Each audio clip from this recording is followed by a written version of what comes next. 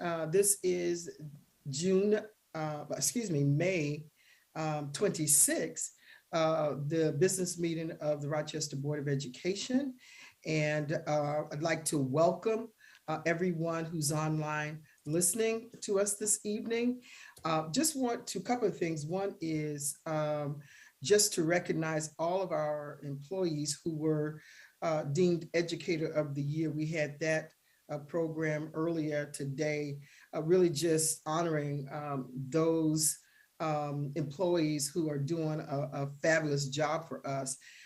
As I've been going around the school, I've been seeing our staff's commitment to the children that we have in our district, and it has just been wonderful to hear the commitment that they have on behalf of our children. So while we were not able to recognize everybody this evening, just want to say again how proud we are of the work that you're doing in our community, in our school district, school community, and thank you so very much. And then I'd like to, just for a moment, we've just had all of the senseless killings that really doesn't make any sense of these killings. Just want to just acknowledge what's going on in Buffalo, what's going on in Uvalde, Texas. But I'll tell you, this is not the last of it. And that's the unfortunate thing, but our hearts and our prayers go out to the victims in the cities of these places where Buffalo and Uvalde, where we've lost some members of our community that, if you really think about it, could have really contributed to the building of our country. And so what I'd like for us to be able to do is just take a moment of silence in honor of the victims and the families of those who have been lost in Buffalo and in Uvalde.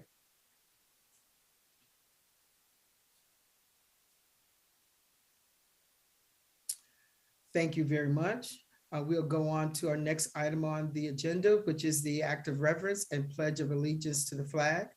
And if there are some people that want to just take a moment to say the pledge of allegiance, feel free. We'll give a few seconds for that.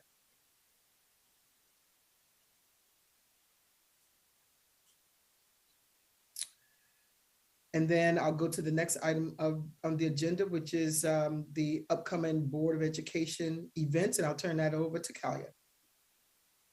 Good evening, everyone. Thank you, President Elliott. I'm just going to share my screen for the upcoming events for the month of June. That's where we're at.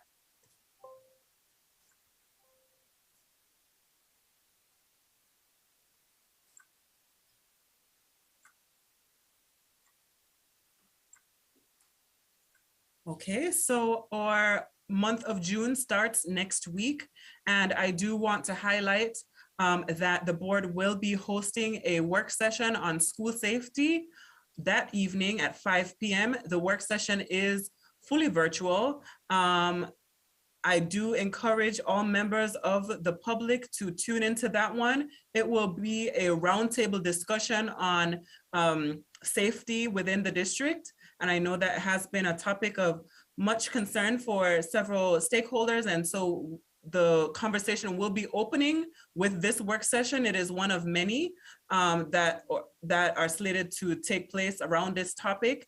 And so we encourage you to join us via our Facebook and YouTube pages to watch along. And there will be several attendees and stakeholders, students, parents, community members that will be joining in on that discussion. So it is highlighted for everyone to pay attention to that next week, Thursday, June 2nd. Following that, we will have the policy governance meeting on June 7th. And then there will be a special meeting for the consideration of student disciplinary matters after that committee of the whole. On June 14th, the Equity in Student Achievement Committee of the Whole will take place. And then June 21st will be the Finance Committee of the Whole. During that meeting in Finance, there will be several professional development sessions, so on Medicaid as well as procurement. So we encourage you to attend that one as well. The Scholar Athlete recognition will take place right ahead of the business meeting on June 23rd at 4 p.m. via Zoom, and our business meeting will also take place virtually via Zoom as well that evening. Again, we do want to remind our staff members that employees can sign up for office hours with Board President Elliott for a 30-minute window on Monday evenings by going to rcsdk12.org and selecting the sign up bubble. Our calendar is also viewable on our website, www.rcsdk12.org/BOE calendar. Secondly, I do want to continue to highlight that the board will be trying to recruit again parent reps to the board committees. And so please join us by applying to those positions on the website. You can do so by typing in rcsdk12.org/BOE parent rep and filling out a application there. And that is it for our upcoming events. Thank you, Kalia. The next item on the agenda is the acceptance of minutes. And so I'm going to ask for a motion for the approval of the minutes of May 5th, 2020 of the Urban Choice Charter School. Also the minutes of January 22nd, 2022 business meeting. The approval of the minutes of May 3rd, 2020 special meeting to convene for consideration of resolutions. The approval of minutes of the May 17th, 2022 special meeting to convene for consideration of resolutions, as well as approval of the minutes of the May 24th, 2022 special meeting to convene for board consideration of governance and student disciplinary matters. Is there a motion? Motion. A motion by Vice President LeBron. Is there a second? So moved. Second. Seconded by Commissioner Malloy. Any questions on those acceptance of those minutes? I just want to say that I'm collecting the votes manually, and then we'll put them into the board doc system. All right. All those in favor? Aye. Any opposed? All right, thank you. Those pass unanimously. Are there any speakers addressing the board this evening? Because I don't have the list. There is one speaker this evening. We're just going to bring her into the room. Okay. We have one student, and I hope I pronounced the name well. Ashwara Dalal is a student and will be addressing the board regarding electric school buses. She's just joined us. Are you there? Ashwara, am I pronouncing your name well? Sorry, I'm here. You're here. Wonderful. Welcome. Okay, whenever you're ready, you have 3 minutes, okay? Okay. Go ahead. Have you ever watched Back to the Future? Have you ever watched Back to the Future? What if I told you we were close to that concept with electric buses? I'll be talking about just that. Electric buses have many benefits. Number one, less air pollution. I did some research and found some interesting facts. No, I did not cheat. This is legit. Electric buses produce fewer quantities of air pollution like carbon monoxide, carbon dioxide, and nitrogen oxide per passenger mile. Since electric buses reduce air pollution, there's lower chances of serious health issues. Number two, lower costs over time. Electric buses cost less than normal buses because they have lower operating costs than diesel buses. The electric charge is less expensive than diesel, which only gets about 7 miles per gallon. Also, traditional buses have lots of moving parts that are more likely to break and require more maintenance, like oil change. My name is Aisoria Dalal, and I am a fourth grade student at Anna Murray Douglas Academy, School 12. I am a member of Climate Change Prevention Organization, a club started by students and run by student leadership. I would like to thank the Board of Education, in particular Vice President LeBron, for your commitment to electric school buses. I understand you have purchased 6 and are working on a grant for 10 more. Thank you. Thank you very much, Aswaria. I hope I pronounced your name well. And we appreciate you joining the board tonight and talking to us about electric buses. That does conclude our speaking portion of the evening. There were no comments submitted to the record. All right, thank you. Thank you, Ms. Wade. The next order of business on the agenda is the advisory council reports. Is there a student advisory council report? Anaya is going to be absent this evening. She is doing her capstone project right now. All right. All right, thank you, Commissioner Simmons. What about a parent leadership advisory report? We do have one, and that will be presented by the secretary, Ms. Hetherington. Thank you. Ms. Hetherington, please. Thank you very much. So Plaque's leadership team meeting this month was on May 2nd with, I'm sorry, this is Isaac. Isaac, I need a, thank you. Okay, so sorry, restarting. Plaque's leadership team meeting this month was on May 2nd with the chiefs, Peluso, Morian, and Strickland. There's been a lot of changeover in this area of the district, and as we continue to seek accountability for our students at every level, the consistency in the work of the chief level positions is ever more valuable. We want to thank them for taking time out of the chaos of budget season to meet with us. The next leadership team meeting is Monday, June 6th via Zoom at 6 p.m. If you're a parent of a child in the Rochester City School District and would like to join the Plaque leadership team, just email plaque@rcsdk12.org. For the first week of May, the district-wide parent groups combined efforts, BEC, CPAC, MPAC, and Plaque, to appreciate every staff and faculty member across the district.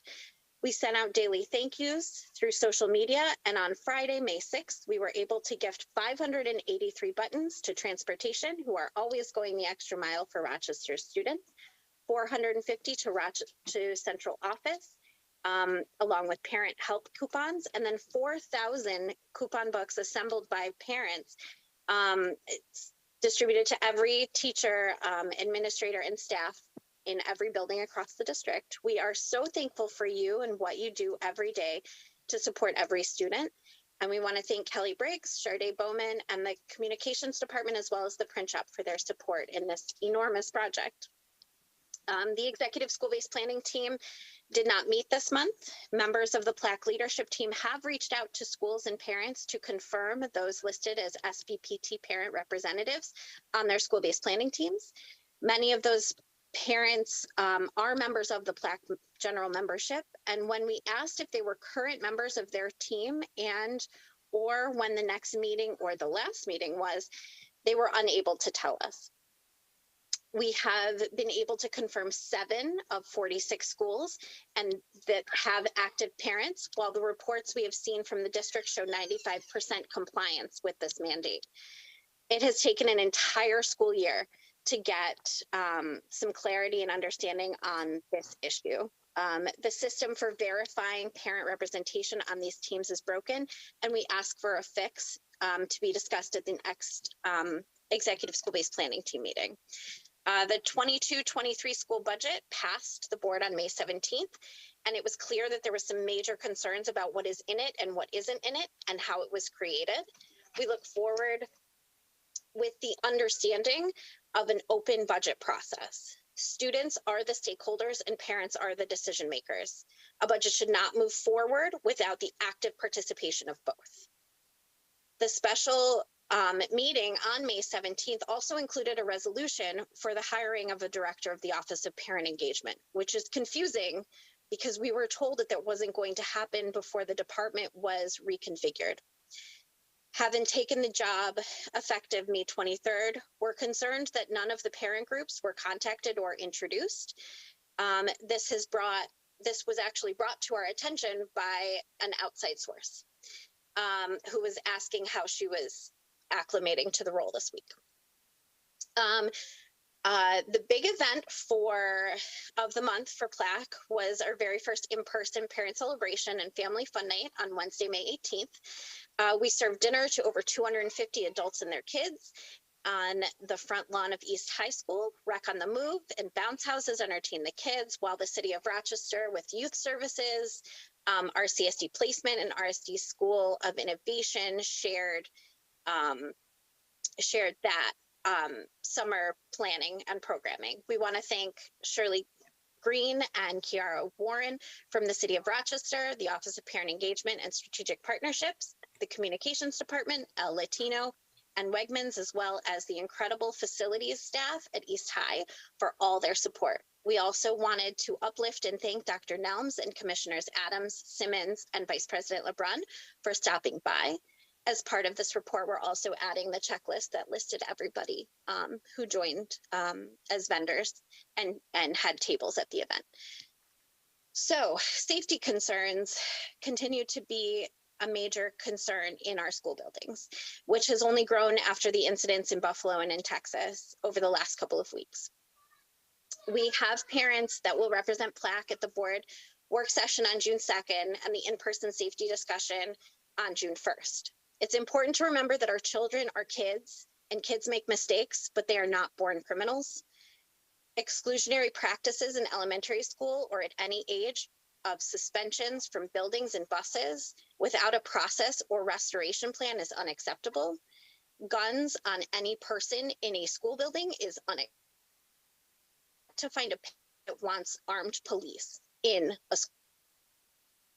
The repeated number 1 and number 2 ask of students is that they have teachers and staff that looks like them, that understands where they come from and their neighborhood. When you look at the RPD demographics, you have 85% of them are white. And of the 658 sworn officers, 33 of them live in the city. We are your community. We expect equity for every student. Communication, consistency, and accountability should be your only paths forward. Thank you for your time and space to share. Thank you, Ms. Hetherington. The next advisory report is the Bilingual Education Report. I'm going to be reading it on their behalf, and I'm going to read it as it's written. So I am not Diveth Garcia, but she wrote the report. So it says, good evening and buenas noches. I am Diveth Garcia, the Vice President of the Bilingual Education Council, and I am here with the rest of the BEC officers. And unfortunately, our BEC officers did have a personal emergency tonight. So the Bilingual Education Council is made up of bilingual parents, community-based organizations, and educators representing and advocating for the educational rights to a quality bilingual education for our students in the district. Today, we will keep our written report very brief. Our attorney, Kevin Pansky, is working with Adrian Neal, which is the school attorney, to finalize the bylaws and present them in the June board business meeting. We have submitted a copy of our revisions for your review before then. And as part of our report, the BEC would like to request a follow-up on the next steps for the hiring and the reinstatement of the executive director. And we are also requesting participation in the interview process for the director of the Office of Parent Engagement, along with other parent groups. That concludes our activity report. Muchas gracias, May 2022. And since the report has been submitted, they are now aware that there was a hire for the Director of Office and Parent Engagement, and they are requesting a meeting with that individual. Thank you. Thank you, Vice President LeBron. Board reports is the next item on the agenda. Report from Commissioner Patterson for the Audit Committee. Commissioner Patterson? Yes, I just unmuted. Thank you. Sure. The Audit Committee convened as a committee of the whole on Tuesday, May 3rd, 2022. The Audit Committee met with external auditor Catherine Barrett from Fried Magzik CPAs to discuss the results of a single audit for the year ended June 30th, 2021. The single audit work tested during the federal funds audit included Title I grants to local educational agencies, supporting effective instruction state grants, and COVID-19 education stabilization funds. There were no findings identified in the audit. Freed Maxick also presented the 2022 audit plan for the annual comprehensive financial audit for the year ending June 30th, 2022. Field work for the audit will start in June.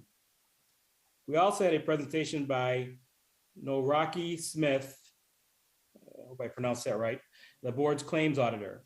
They reviewed claims audit results through March 2022. The Board Auditor General provided a brief update on the work being performed by the Office of the Auditor General. At the next Audit Committee meeting, she will present the results of the district graduation audit. That concludes my report. Thank you, Commissioner. The next report is ESA, Commissioner Simmons. Thank you, President Elliott. I'm just pulling up that report here. The Equity and Student Achievement Committee met as a committee of the whole on Tuesday, May 17th.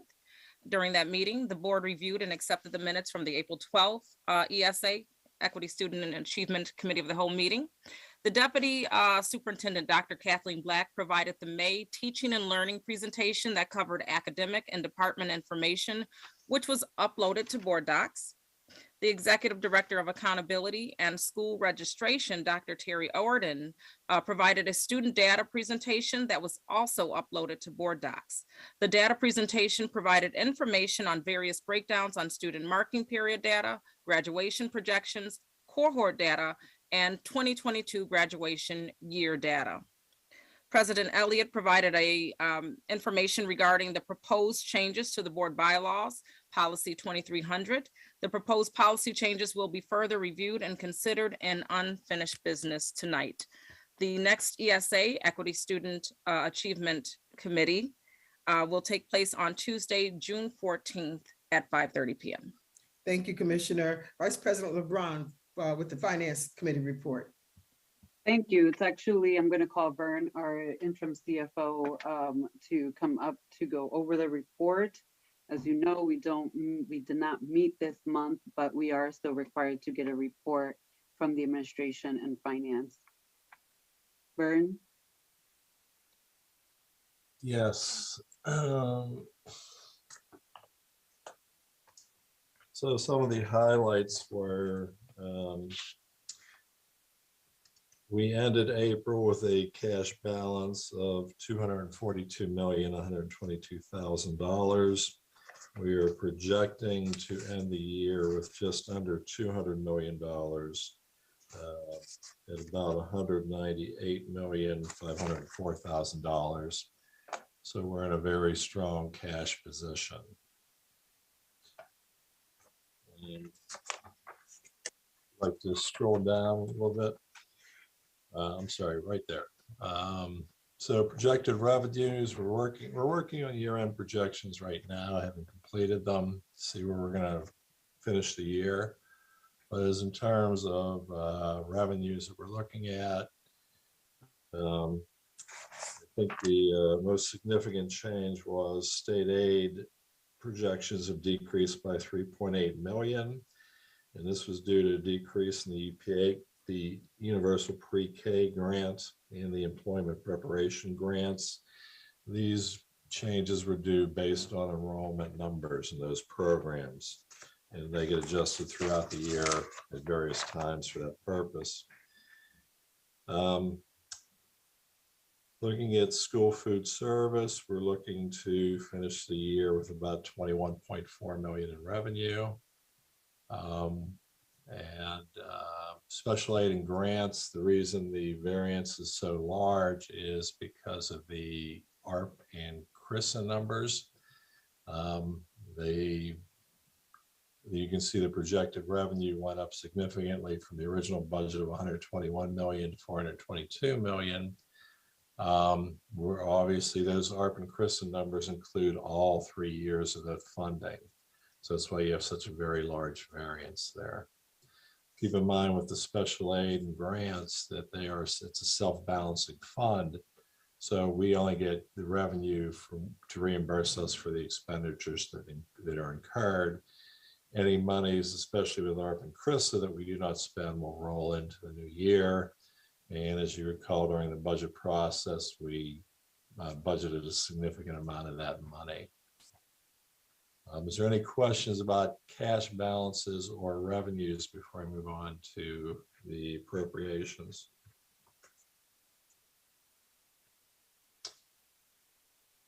I don't see any, Vern. You can continue. Thank you. Okay, thank you. General fund, the budgeted appropriations are about 840 million, less encumbrances and expenditures. We're looking at about 200, just under 208 million available. I'm not finished with the budgeted projections, but I think our general fund revenues and expenses will come in closer to 800 million. You know, give or take a few million. We're still working on those numbers to try to get them more accurate. We did talk about the special aid fund. Remember, the special aid will, as you can see, there's about 283 of available appropriations.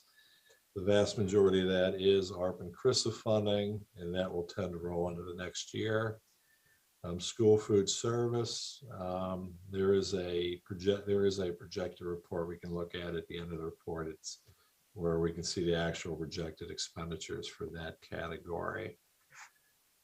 If you want to jump down to the very bottom, well, not the bottom of the report, but probably around page 37, I think. 34. We can look really quickly at the school food service projection.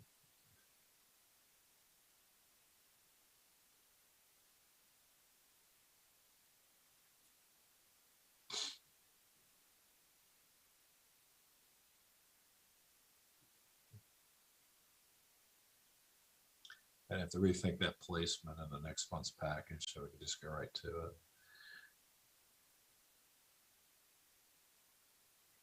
Just give me 1 second. I'm sorry. Still scrolling. There we go. All That's right. the page. Here we go. Center. And I'm just gonna zoom out a little bit. There we go. So as we mentioned, we're projecting revenues of 21.4 million. The big one to look at is the pandemic relief funding. That was one-time funding of 2.4 million. We're looking to come in with expenses probably around 20 million. I mean, you know, right now we're projecting 19.7 million, or a surplus of just under 1.8 million. If you go down a little bit, Kalia, if we back out the one-time revenue, we would be actually running the program at a deficit of about 620,000 projections. The good thing about it, though, is profit and loss will go into fund balance for the food service program, and it can only be used for that program. It can't be used for any other purpose. And this was some of the funding we used to enhance the food service program in the 22-23 budget.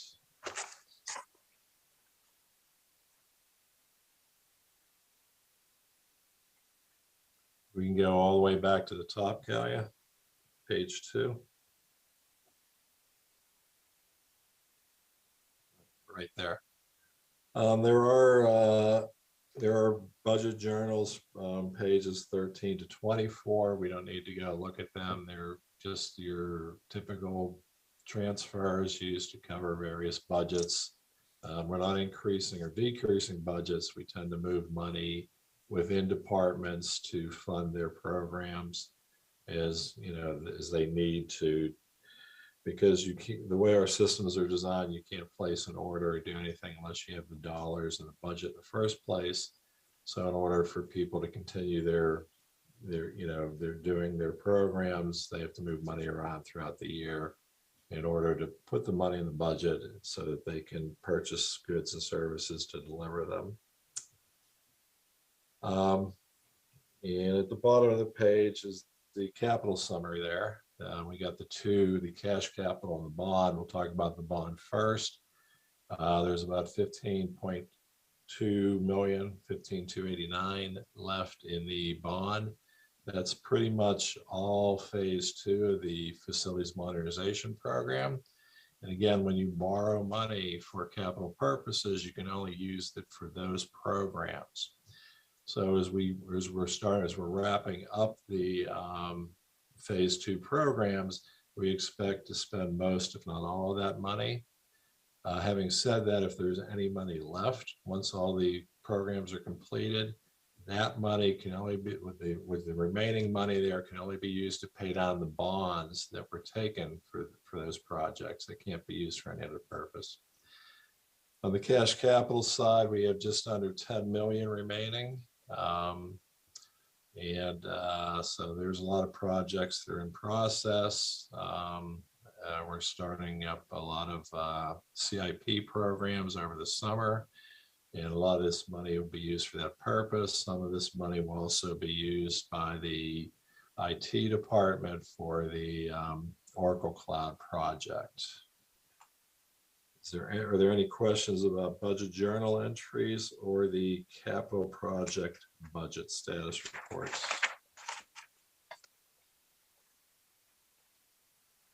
I don't see any, Vern.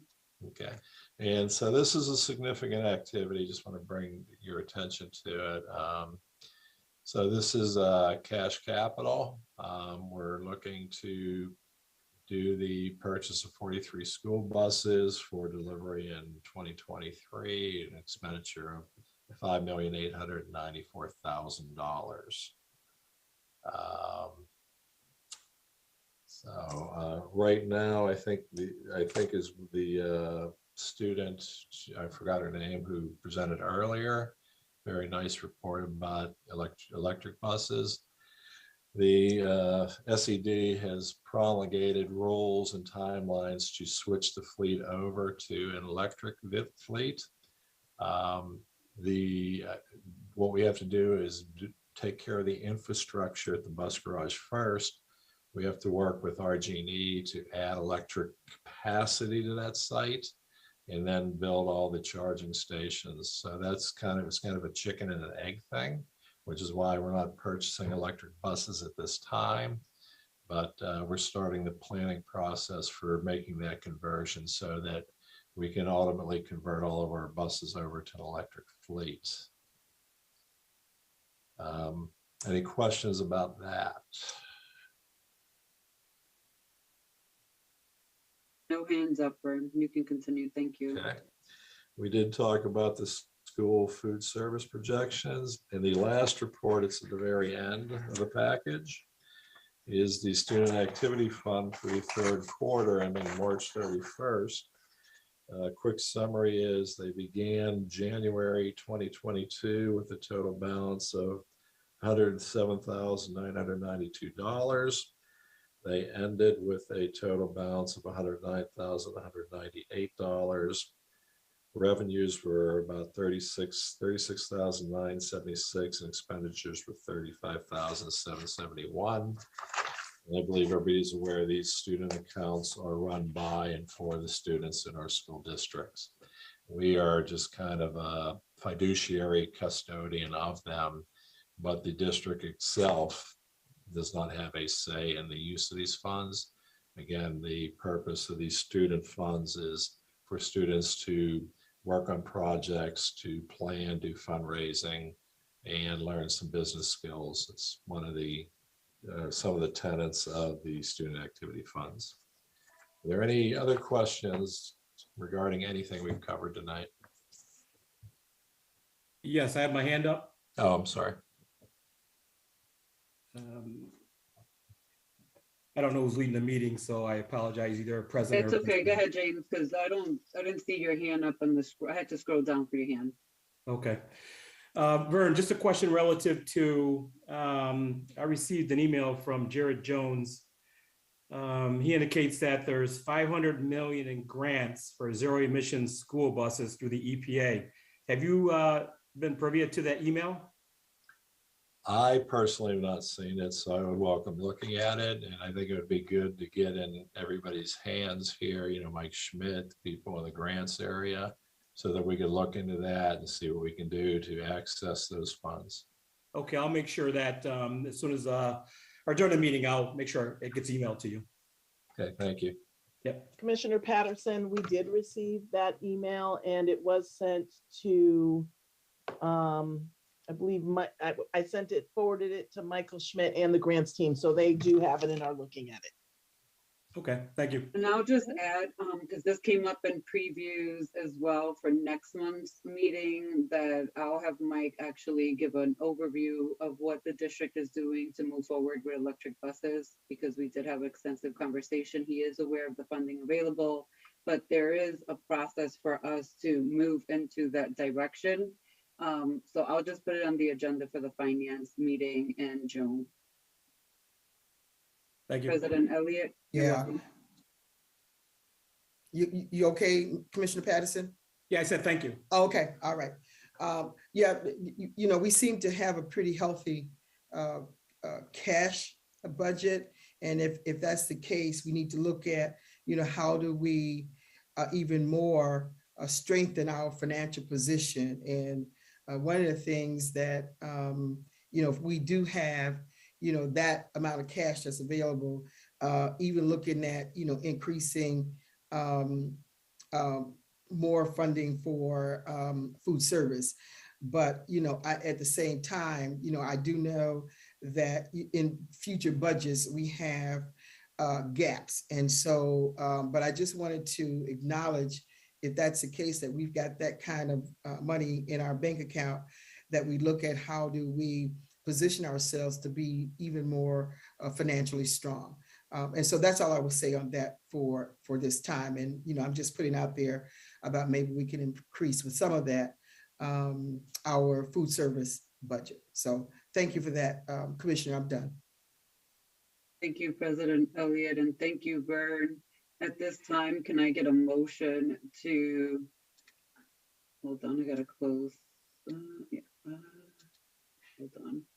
I need a motion to bring the report for the April unaudited financial report So moved.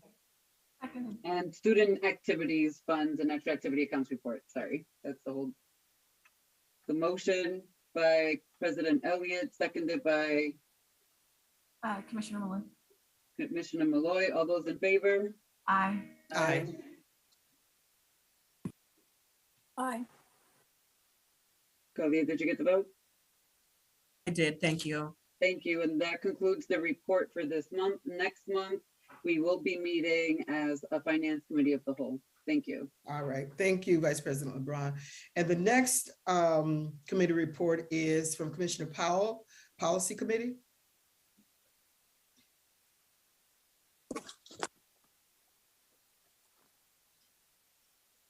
Okay, hi, how are y'all?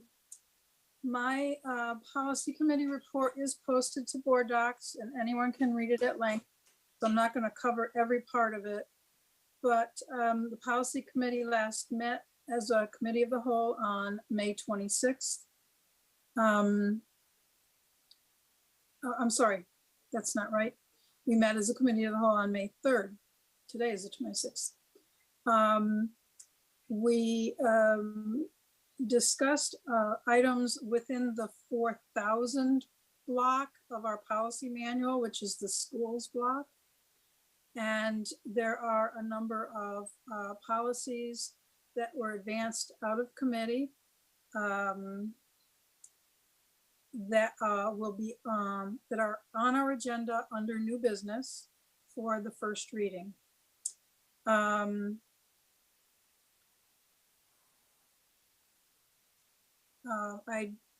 I raised the prospect of draft long-range financial planning policy, which tentatively we'd be numbered as 6,200, with the intention that that anyone who has a vested interest in that policy feed to me suggested language changes, if there are any to be had, prior to us discussing it at the subcommittee level. From subcommittee, it would then be broadcast through the cabinet and any other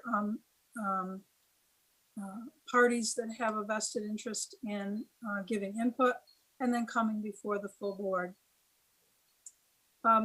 In addition to the policies that exited the policy committee on the 3rd, we do have a number of policies staged for their second reading. You'll find that in the agenda under old business.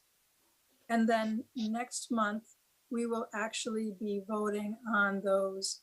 And I won't go into the names and numbers of those policies until we get to that part of the agenda. Our next scheduled meeting of the Policy Committee of the Whole is June 7th. I believe there'll be one additional subcommittee meeting, not this coming Wednesday, but the following Wednesday. If anyone has interest in participating, communicate to either myself or Charisma to get the Zoom link for that. We're more than happy to have guests come in and hear what we're discussing. And lastly, a shout out to Reverend Kelly Spar, who has been a faithful attendee in both the subcommittees and in the policy committees. Often is something of a silent partner. She was on Zoom during our last meeting, and there wasn't much to say about the policies that were under discussion at that point, but I just want to thank her for her steadfast service to the policy committee. I've already given the date of our next policy committee, so that concludes my policy committee report. If I might though, President Elliott, as we were celebrating our district teachers, our educators of the year, earlier today, I was put in mind of that I was appointed to serve on the New York State Teacher of the Year committee, and we had 2 finalists from Rochester, 2 different schools. I was expecting to do school visits with the committee, only to discover that I was still testing COVID positive on the day that they were scheduled to come to Rochester. So it was a great disappointment to me to not be able to participate in that. But it's terrific to know that here in our district, even though we struggle with our district-wide statistics on achievement, we have stars that are being recognized throughout the state. So again, that concludes my report. Thank you. Thank you, Commissioner Powell. And I'll give a verbal report, but I do plan on writing this up for the commissioners. I'll start off with my report in the fact that today, all of the commissioners met with New York State Commissioner Betty Rosa, as well as the Chancellor of the Regents, Lester Young. We had Vice President LeBron and I were together in our meeting with the 2, and it was a good meeting. Those 2 are pretty smart people, and they are here to help us as a district. And I look forward to a continued relationship with the both of them. I think at times we think that these representatives can be adversarial or compliant based, but they really, in my relationship as president, they really want to help our school district. And so I'm just counting this relationship as one that is going to help us to move our achievement arrow in the right direction. So I just had a great time meeting with them. We were privileged. I invited State Monitor Dr. Shelley Jallow to visit Hope Hall.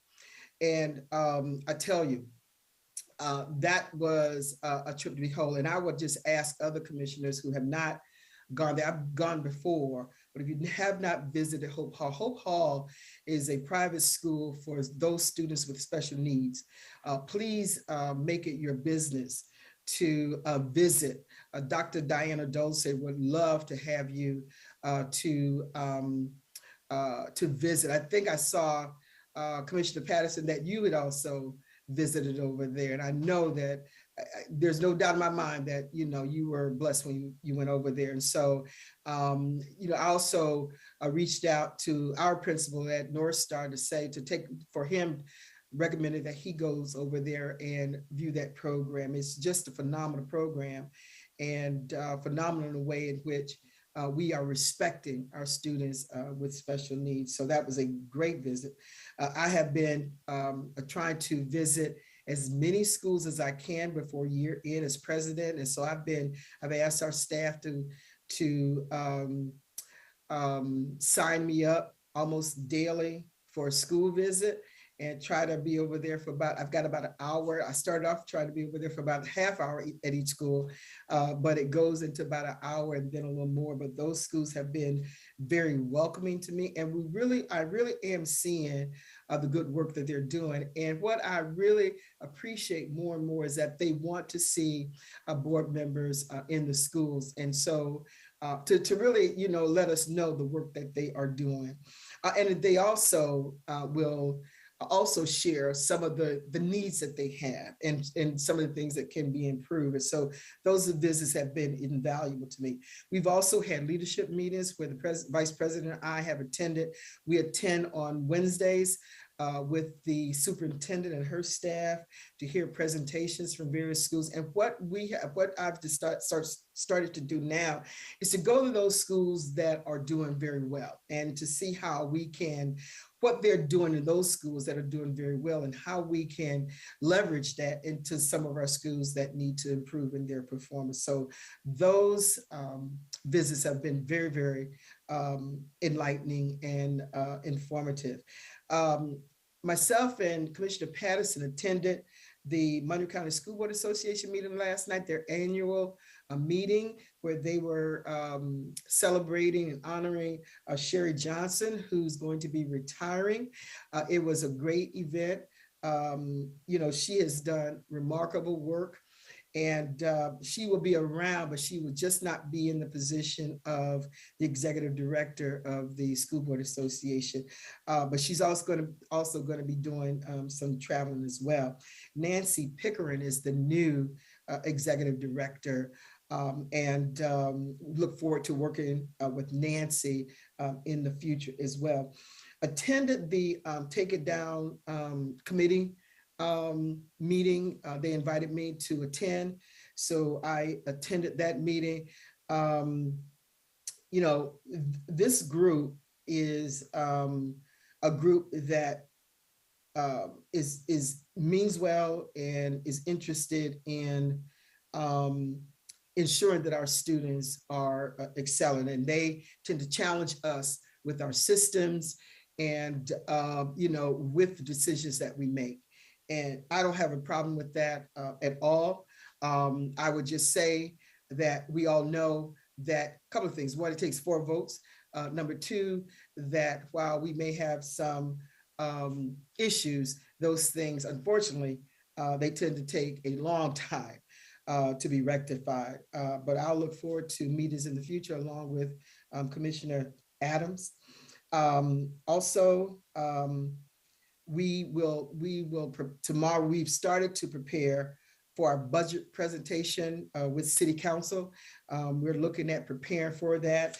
We will meet with City Council, I believe it's May 31st, so we're preparing for that visit.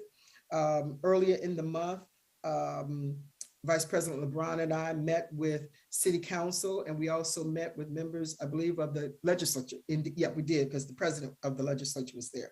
So we had that meeting and looking at how can we work together. And those kinds of opportunities are still being discussed. It was my first meeting.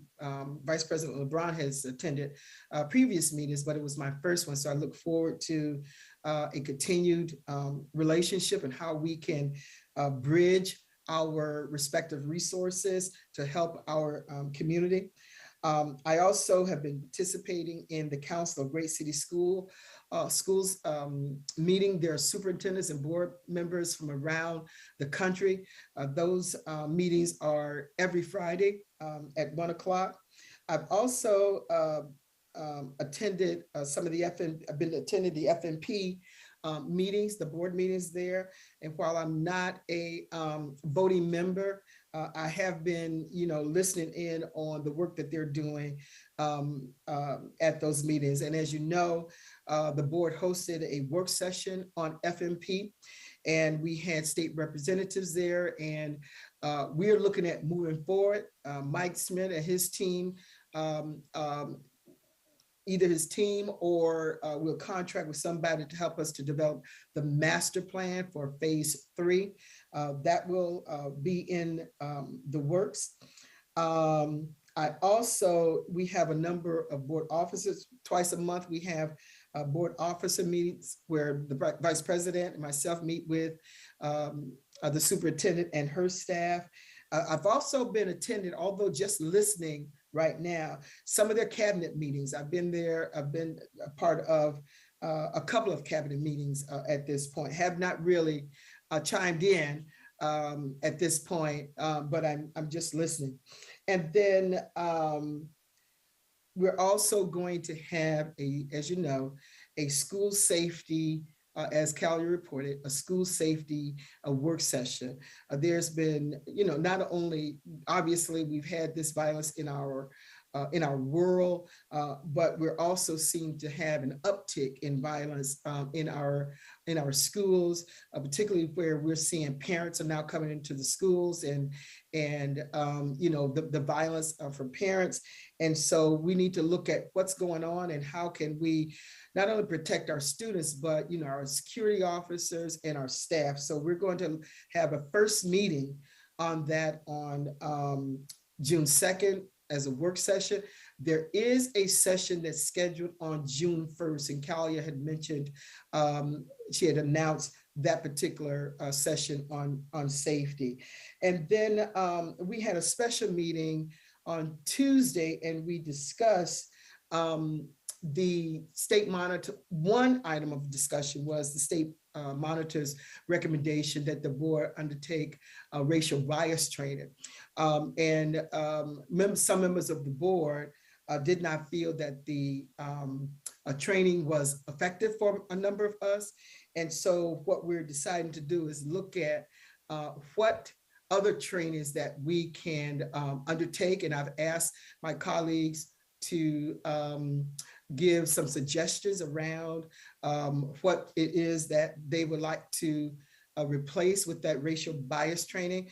And I'll just share a couple of mine. It has to do with, how do we deal with white supremacy? That's one area I think that we should work on. And then another area is, how do we deal with interpersonal conflicts? And so there are other commissioners that have also made some suggestions, and look forward to having that conversation in the future. So that's all of my report, and I will put it in in written form. And let me just say, this is the end of my 5th month as president, and I really do count it a privilege and an honor to serve in this role and to serve our board members. So I really do thank you for honoring me with this role. And that concludes my report. And we'll move down to superintendent's report and begin with Superintendent Myers-Small's presentation. Madam Superintendent. Thank you, President Elliott. Good evening to you and Vice President LeBron, to all of the commissioners, Dr. Jallo, Dr. Spence, and Dr. Nelms' absence, as well as my staff and those who are watching on YouTube and on Facebook. I do have a superintendent's report that I would like to share with some important information. I do first want to start with culturally responsive sustaining education. Dr. Myers-Small, I'm so sorry. I apologize to interrupt. My governance committee, I do have a report that I needed to present. So I just wanted to ensure that I had a chance at some point to present that. Thank you. Madam Commissioner Malloy, there was no governance committee meeting And Although there so was there's no not report. an official governance meeting, we met on governance matters yesterday evening. was a And I have not special- had my report for the January meeting. We have It was a governance matters. special meeting. There We was no have report. governance matters to discuss and that have been going on, and we need to have a report provided for the last few months of governance matters. And I have a right as the governance chair to report on those matters. Go So ahead, Madam I- Superintendent. Go ahead, Madam Superintendent. Culturally responsive sustaining education framework was introduced by the New York State Department of Education, and it takes a cultural view of learning and human development in which multiple expressions of diversity are recognized and regarded as assets for teaching and for learning. Next slide, please. Culturally responsive sustaining education is grounded in a cultural. Go to the next slide, please. Nope, sorry, go back one. Thank you, there we go. Culturally responsive sustaining education is grounded in a cultural view of learning and human development in which multiple expressions of diversity such as race, gender, nationality, and religion are recognized and celebrated as assets. Next. It supports the continued implementation of effective and equitable policies and practices and focuses on establishing learning environments that support all students and their learning. What are the key principles of culturally responsive sustaining education? First, a welcoming and affirming environment, high expectations and rigorous instruction, inclusive curriculum and instruction, and ongoing professional learning. Let's just briefly discuss who exactly is involved. All stakeholders must work together to create the conditions under which our vision of education can certainly flourish. The New York State Department of Education recognizes CRSE to thrive. The impetus cannot be placed solely on students or teachers or school leaders. It also includes district leaders, families, community members, higher education, faculty and administration, the Board of Education, and Education Department policymakers. What does implementation so far in the Rochester City School District look like? Professional learning opportunities focused on the CRSE framework have been offered to principals, social workers, psychologists, counselors, OT, PT staff, and speech staff, and they've been a part of mandatory learning during principal meetings and also during superintendent conference days. Sessions have been often, next slide, offered to teachers through the True North Logic platform and through professional learning requested by school teams. Our new hires to the district have also received some of the CRS professional learning, and we have delivered CRS to over 700 Rochester City School District employees. Additionally, participants have participated and completed a survey focused, on the first two principles, and participants were asked to choose 2 to 3 practices under each principle that they could commit to for the school year. Lastly, facilitators assisted the participants in the beginning of developing an action plan for intentionally implementing practices chosen from the culturally responsive sustaining framework. Also, school improvement plans now will include information from the culturally responsive. The equity self-reflection that's identified for schools is designed to support schools as they consider how their particular school currently supports the culturally responsive sustaining framework and principles. And as all school teams develop their school improvement plans for 22-23, they will complete their equity self-reflection as they are engaged in professional learning through the framework. Every stakeholder has the same principle and they engage in different practices based on their sphere of influence, which makes it individualized and unique. Next steps, again, the equity self-reflection portion of school improvement plans will serve as one of the tools used to identify the CRS priorities to pursue during next school year in 22-23. Next, let's just briefly discuss the school climate survey. We have been administering a school climate survey to students, families, and staff for much of the month of May. The survey runs until May 31st. Results of the survey will provide the Rochester City School District with a basis of understanding of how to begin to improve educational climate for students in our district. The school climate survey is only administered and delivered to Rochester City School District employees who are assigned to a school building. If you've not participated, you can reach out to the number shown onto the screen, or you can email at the school climate survey email. Next slide, please. Let's talk about graduation, which is very exciting. On this slide, you can see the dates and time for commencement ceremonies in the district. To the graduating class of 2022, you are almost there. Keep pushing and certainly don't give up. I want to offer early congratulations to each of you, and I especially want to thank their parents, families, caregivers, teachers, and staff for all of their support to get them to this day. Speaking of graduation, the Department of Communications has created a countdown to graduation. This is a celebration, if you'll go to the next slide, of our seniors, and we unveiled this earlier this week.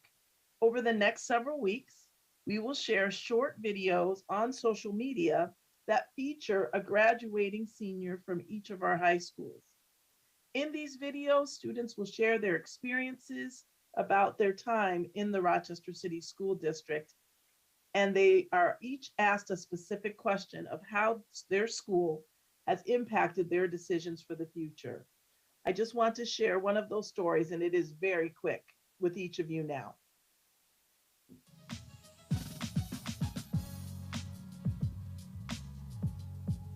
My name is Geisha Hernandez, a senior at Northeast High School, class of 2022. What comes to mind when I think of Northeast is how different we all are and how we don't seem to be perfect, but we all go together. One of my favorite memories of my RCSD days has been helping my class raise funds for the furniture of the room that we're in now, which is the senior lounge. What I will remember the most about RCSD are all the teachers that I've had. They've all been great, that I've been encouraging, and they always believed in me that I could do it. And I've done it. The highlight of my senior year has been accomplishing my goal of having a 4.0 before graduation. My plans after high school will be attending Mercyhurst University to become a forensic anthropologist. If I could give my 9th grade self some advice, it would be to always remember that despite anybody's doubt, you got this. I would like to thank my mother for her unconditional support. I would like to thank anybody who believed in me over the years, and I would like to thank myself for getting it done. In 10 years, I am going to be one of the first successful Puerto Rican forensic anthropologists in the country.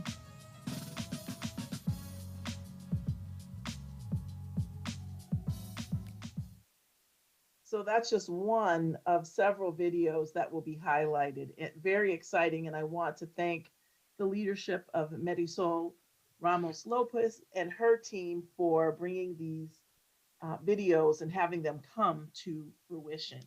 I have just a few more slides. Special thanks goes to Assemblywoman Sarah Clark for her generous donation to the Student Voice curriculum, speaking of Northeast College Preparatory High School. For the second year in a row, she secured $30,000 that is paid for 2 retreats where students have focused on social emotional learning. Earlier this month, a mini documentary was premiered on Student Voice curriculum at Northeast, and it was filmed back in December. Students in our Just Law program are getting ready for an exciting essay contest and award ceremony next month, where they will display their writing skills. This school year, 16 of our local judges have visited our schools, either virtually or in person, to help students in 6th through 9th grades better understand law and our country's legal system.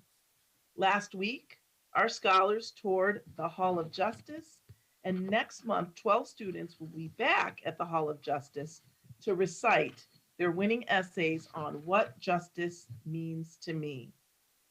We are so fortunate to have generous community partners among us, including Endless Highway, which is an organization that brings inclusive basketball to students with or without disabilities. The school has been using specialized sport wheelchairs for their physical education classes, but Endless Highway was kind enough to donate wheelchairs on a permanent basis, and they have been donated in honor of Principal Joseph Baldino, who was surprised during her ceremony earlier this month. We have 14 role models in the Rochester City School District who were honored at a recognition dinner last week with several peers from across Monroe County. Our scholars from the Rochester City School District were named Outstanding Seniors at this year's Michael O'Loughlin Recognition Dinner.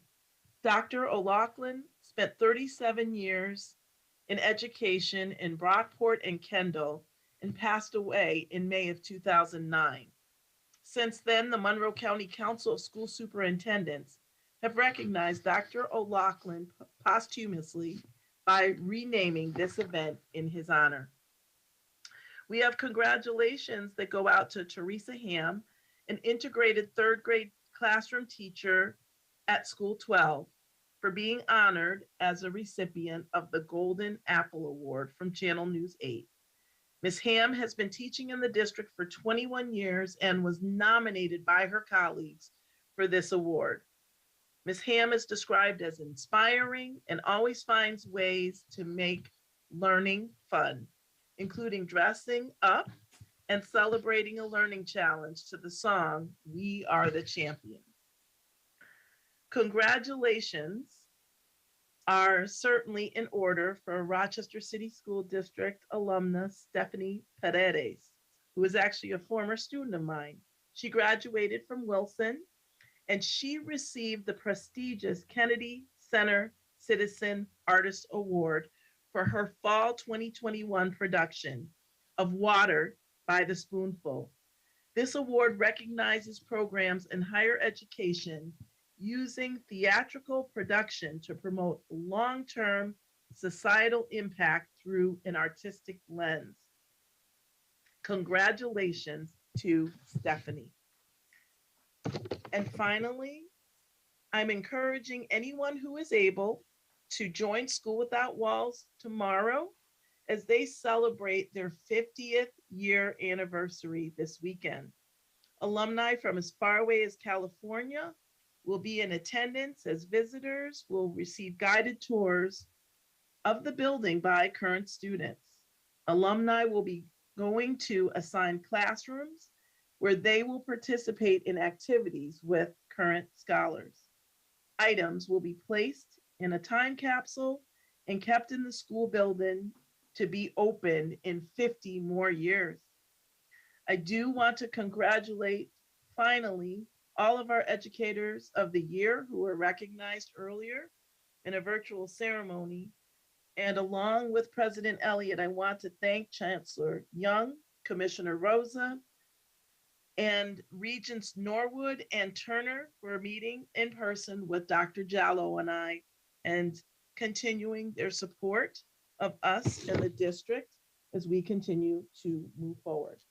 President Elliott, that concludes my superintendent report. Thank you, Dr. Myers-Small. I'm going to ask Assistant Superintendent Spence, Dr. Spence, to present for the East EPO. Dr. Spence? You know what? That's fine. You didn't call me Spencer, so that's fine. I was waiting for you to call me Spencer.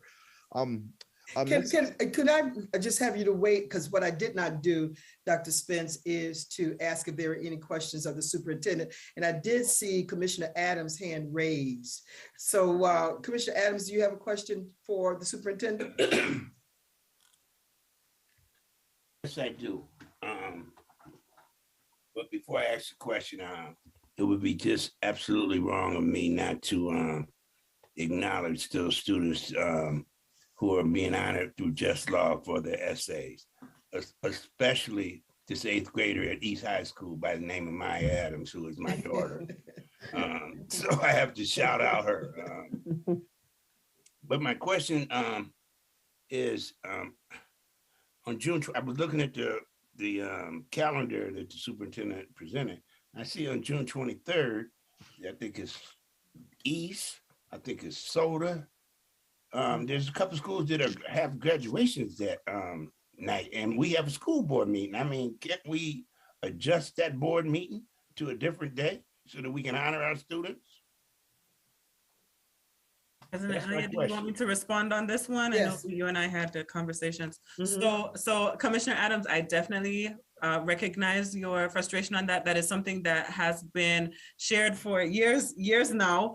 We are working to change that. Unfortunately, this year, we would not be able to because the board meetings are kind of set in stone based on contracts and other procedures that do need to go in place by that date. However, you will see in unfinished business that there is a motion for next year to move the June graduations, the June business meeting, I apologize, a week later to avoid any conflicts with any graduations. So moving forward, we will utilize the 5th Thursday of the month for June, so that there is no clash with graduations. However, this particular June, it is unavoidable. If I were to recalendar the business meeting, it would have other implications for other deadlines. And so I wasn't able to do that for this year. However, in the past, I know that commissioners have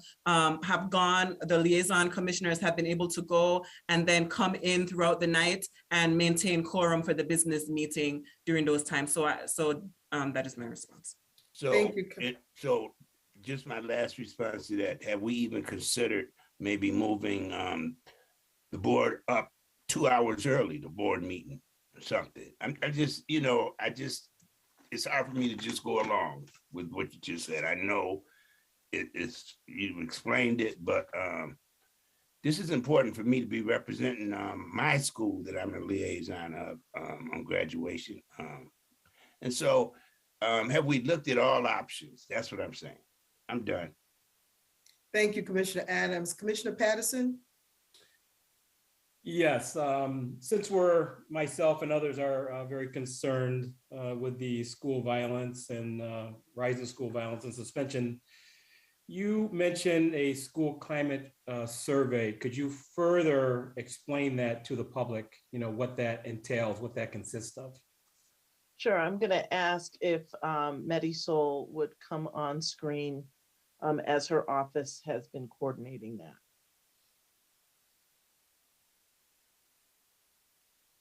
I think she's on. So I can. Good evening, everyone. Superintendent Myers-Small, I would ask that Dr. Morris come on. We facilitate the process, but this is a project out of Dr. Morris's office. So I can start it while we're waiting for Dr. Morris to come on. I know that we ask questions around, educational climate, interactions with peers and things of that nature. I don't know, Commissioner Patterson, if there are questions about school safety. Again, I see that Dr. Morris is on now. Good evening, everyone. The school climate survey that's administered does not ask the students their perceptions about school safety. Is that the question? Yes. Yes, the survey does not ask that. Any other questions, Commissioner Patterson? But don't we want to know what, when you mention climate to me, that's a climate of the school, like what's happening within the school. So when I hear that school climate survey and the public's going, I'm assuming the public's going to think the same way, that that's a survey on what's occurring, within our schools. So, thank you for your response, but, I would be looking for something like that. What the incidents are occurring and how the children feel about and students feel about, what's occurring within their schools. All right, thank you, Commissioner Patterson. Vice President LeBron? Yeah, I just want to comment that we've actually already surveyed students literally like within the last 2 years around school climate, which was separate from this. This is actually my understanding required by state law. We do these surveys every single year. I've gotten them every single year as a parent in the district. And I want to go all the way back 20 years. I've been seeing something similar on the school climate survey. That data does get reported to the state, and Janelle can jump back on and talk about that process too, because I think what Commissioner Patterson is also asking for some clarity to the community about what this particular survey is and why we administer the survey. So if you can give some answers around that, that'd be great. Thank you. So 2 things before she responds. I'd like to know what things are covered in the survey, number 1. And you indicate that you took the survey 2 years ago, pre-COVID. This is 2022. James, we're not bringing police officers back, but I hear what you're saying. I'm not mentioning police police officers. We have had data and conversation. Commissioner LeBron, please. Commissioner LeBron, go ahead. Go ahead, President Elliott. Yep. Thank you. I'm not talking about bringing SROs back at this point in time. What I'm talking about and discussing is the climate of our schools. What I'd like to see and determine is any statistical data on if there's any increases in physical altercations or weapons getting into school or anything like that per school. I would like to know this and see this. If there is, we should at least entertain a conversation on how we go forward, how we're proactive. Because if we don't stay on top of this, if we don't get on top of this and know the statistical data for this year, not 2 years ago, we're going to have another major incident in a school. So I'm just asking for the data. I'm asking for clarity on this school climate survey. And I'm asking that we all, as a board, have conversation around how we can decrease the amount of assaults or weapons getting to school or whatever else is occurring. Yeah, so, part of that that discussion is going to be on June 2nd at the work session for school safety. And there is one June 1st that is also being convened in the community.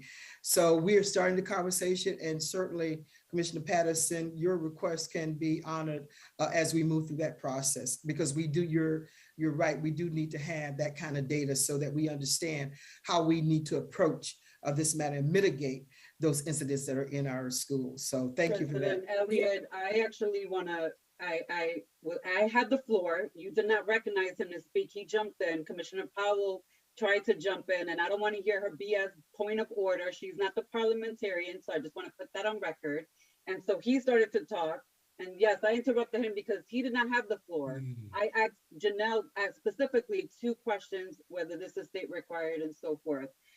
But since I still have the floor, I do want to acknowledge that this is the whole entire purpose of the community coming forth for a number of years to implement the code of conduct, to talk about school climate. That work has been done. To say that we need data, yes, we need the current data, absolutely. So let's look at that data, but also let's not forget the work that this community has already put forth and stands behind with the code of conduct. And so I'm glad that we're having the work session on safety, that it's going to be one of many as we move forward, because I will be looking to this administration to implement with fidelity the code of conduct, the work that was already done. And if that is done with fidelity, then our school climate is a much better environment for our students and our staff. So with that, I'm going to ask Dr. Morris to answer those two questions on the school climate and the state requirements and what happens with that data. Thank you. Thank you, Vice President LeBron. So the school climate survey has a requirement to be administered by all schools that are in need of improvement. In other words, the comprehensive support and improvement schools, or CSI schools, and also targeted support and improvement schools, or TSI schools, must conduct these annual surveys relating to climate. The climate surveys, and we can share this in our Friday letter so you can see an example, but it's essentially asking the perceptions of students about what's happening in their schools. So is it a friendly school environment? Are adults, for example, they're providing good examples about how to behave, and that there's a way to measure how the climate in terms of the students' perceptions are measured. And we report that to the state every year, particularly for the schools that I just mentioned. This is a requirement for measurements, and we can also provide examples so you can see what it looks like. Thank you. Commissioner Powell? Yes, I'd like to start by saying that point of order is never bogus, to use my colleague's phrase. The only reason I didn't continue is because our board president took the appropriate action and redirected the conversation back to Commissioner Patterson's point. The fact that Commissioner LeBron had the floor at any point in time was only because she took it upon herself to take off on one of Commissioner Patterson's questions. So to suggest that Commissioner Patterson took the floor from her is disingenuous at best. And I suggest that since she was trying to be helpful in steering the questioning and that she expected from Dr. Morris, that she should show at least some respect for the person who initiated the conversation and the question in the first instance. This level of disrespect in the function of basic question and answer, it is beyond me. That we can't conduct ourselves civilly, even in the process of asking questions and receiving answers. So let me just, before I get to you, Commissioner Patterson, we've got to stop this. This doesn't make sense. We have got to work together. We cannot continue to expend energy on this. Doesn't make sense. So I'm going to ask us as board members that we focus on the business. You know, I've said before, we've got to give each other grace. Let's move forward to attempt to work together, not to expend energy on this, but energy on our children. Commissioner Patterson. Yes, Dr. Morris, thank you for your responses. And I just want to make sure the survey, it's not only for compliance, but that survey is being taken to also allow us to do better. And when I say us, I mean all of us as a team. This takes a village. You know, what's occurring within our schools, it's going to take all of us to work on this. It's going to take discussions. And those discussions, some may not like, but they have to be had, because if we don't have these discussions, it opens us up to liability. We know what's happening in our schools, but as much as I talk about it, I feel that the message is don't talk about it. That's the way I feel. So yes, I have initiated this conversation. I think I'm stuck. No, I believe Commissioner Patterson is frozen. Oh, okay. Yeah. Okay. Okay, all right. Okay. Commissioner Malloy, you have a question for the superintendent? Oh, I'm just trying to, again, want to say that I'm the governance chair and I have a. You are committee not report. recognized by the chair with regard to a governance report. If you have a question regarding the superintendent's report, then ask that. Other than that, you're not recognized. I'm on the agenda. No, you're not. Any other questions for the superintendent on her report? Having said that, then thank you very much, Madam Superintendent. And so, Dr. Spence, welcome. And we will receive your presentation now. Thank you. Thank you very much. First of all, good evening to all the commissioners, Dr. Leslie Myers as well. Good evening to you and all our other stakeholders. I'm Dr. Christopher Spence. I'm Assistant Superintendent of Strategic Planning for the East EPO. So today I wanted to start by first starting with our mission statement, because I want to explain here today how we are working to make sure that our work is critically aligned across the organization. So briefly, our mission is to prepare all students for a successful transition to adulthood, and it is our vision to create, alongside students, families, teachers, staff, and community members, a comprehensive community high school. So at EASE, we've been committed to the compensatory model, compensatory education, a community school model, and today we'll talk a little bit about that. If you would move the slide, Mrs. Wade, please. Because we are a school that's in receivership, all of our work is rooted with the DTSDE framework, which is the diagnostic tool for school and district effectiveness.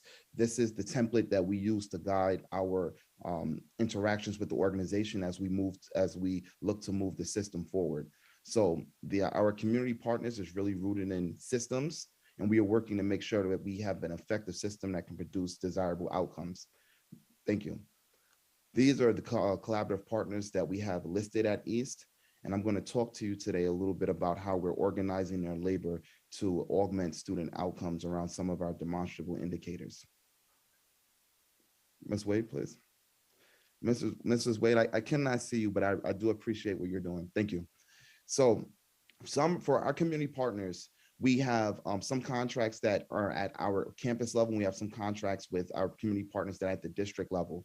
One of the things that we have been working to do is to align the efforts of our collaborative partners in a way that will allow them to be impactful in the building.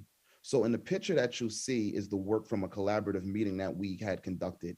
We structurally created time for the community partners to meet.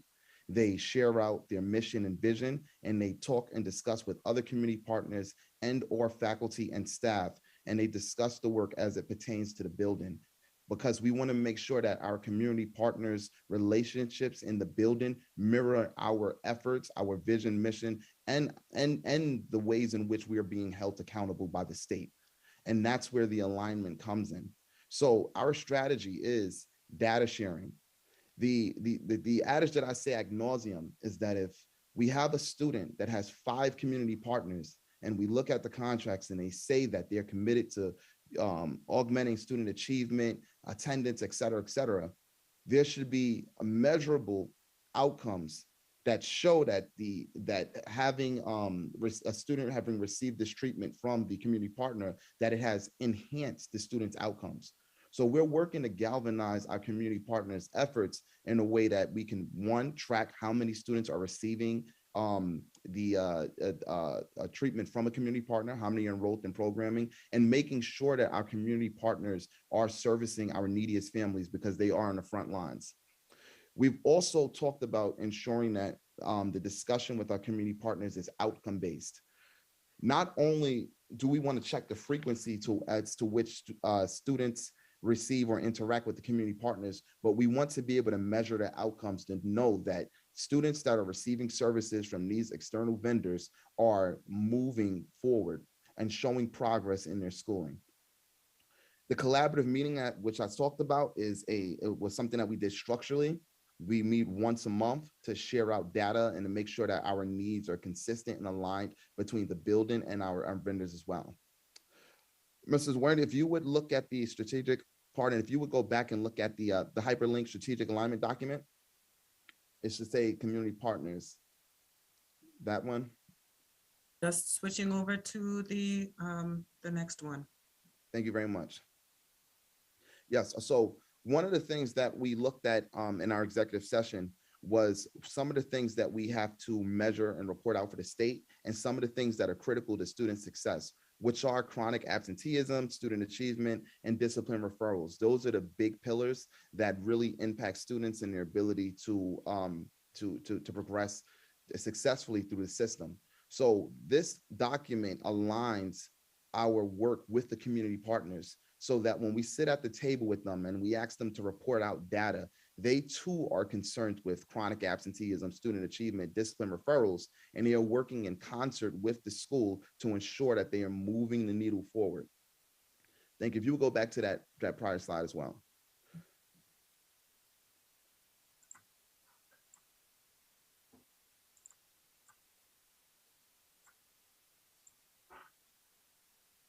Now, in addition to that, what you see in that picture was the result of the collaborative meeting, where we understand that these are unprecedented times for varying reasons. So the conversation always with the think tank, with the community partners, is we are a think tank, and with knowledge being the currency of our profession in education, we're working to retool and redevelop strategies to make sure that we're meeting our families' needs. So a lot of that work is documented, shared out, revised, discussed, implemented, and then we go back to the drawing board to find out what is working and what's not working. And as we move to strategically plan for next year, we're going to have different markers and indicators for the community partners to check in to demonstrate the efficacy of their work and their efforts. If you would continue. Again, looking back at the DTSDE, which is the framework that we use in regards to the different aspects of the organization, parent and community engagement. So this one is centered around communication and systemically and intentionally engaging with parents in a way that allows them to fully participate as a valued stakeholder. This way. One of the things that we created was a family and community engagement team, which really includes stakeholders from our community partners, faculty and staff, administrators, as well as parents. And parents have been really critical in this work because they've taken a leadership position in the FACE meetings, adding to the agenda and helping to facilitate those meetings, and also working to facilitate information with parents and augment parent participation as well. One of the modalities for communication is our community newsletter. We thought it pertinent and crucial to have one central means of communication. This community newsletter is one administered digitally so that parents, who have access to technology can see this, but we also have a hard copy, a very nice booklet. I wish we were in person, I would give you copies of it. A very nice booklet where the expectation, thank you, where the expectation is that all community partners, building principals, and anyone else that's working within the building that has pertinent information, share that information out. For our community partners and building principals, that's a non-negotiable expectation. They share that out with fidelity, but it really is our central means of providing our stakeholders with a consistent and centralized messaging across the campus. And again, this is in print and this is also offered digitally. Thank you, Mrs. Wade.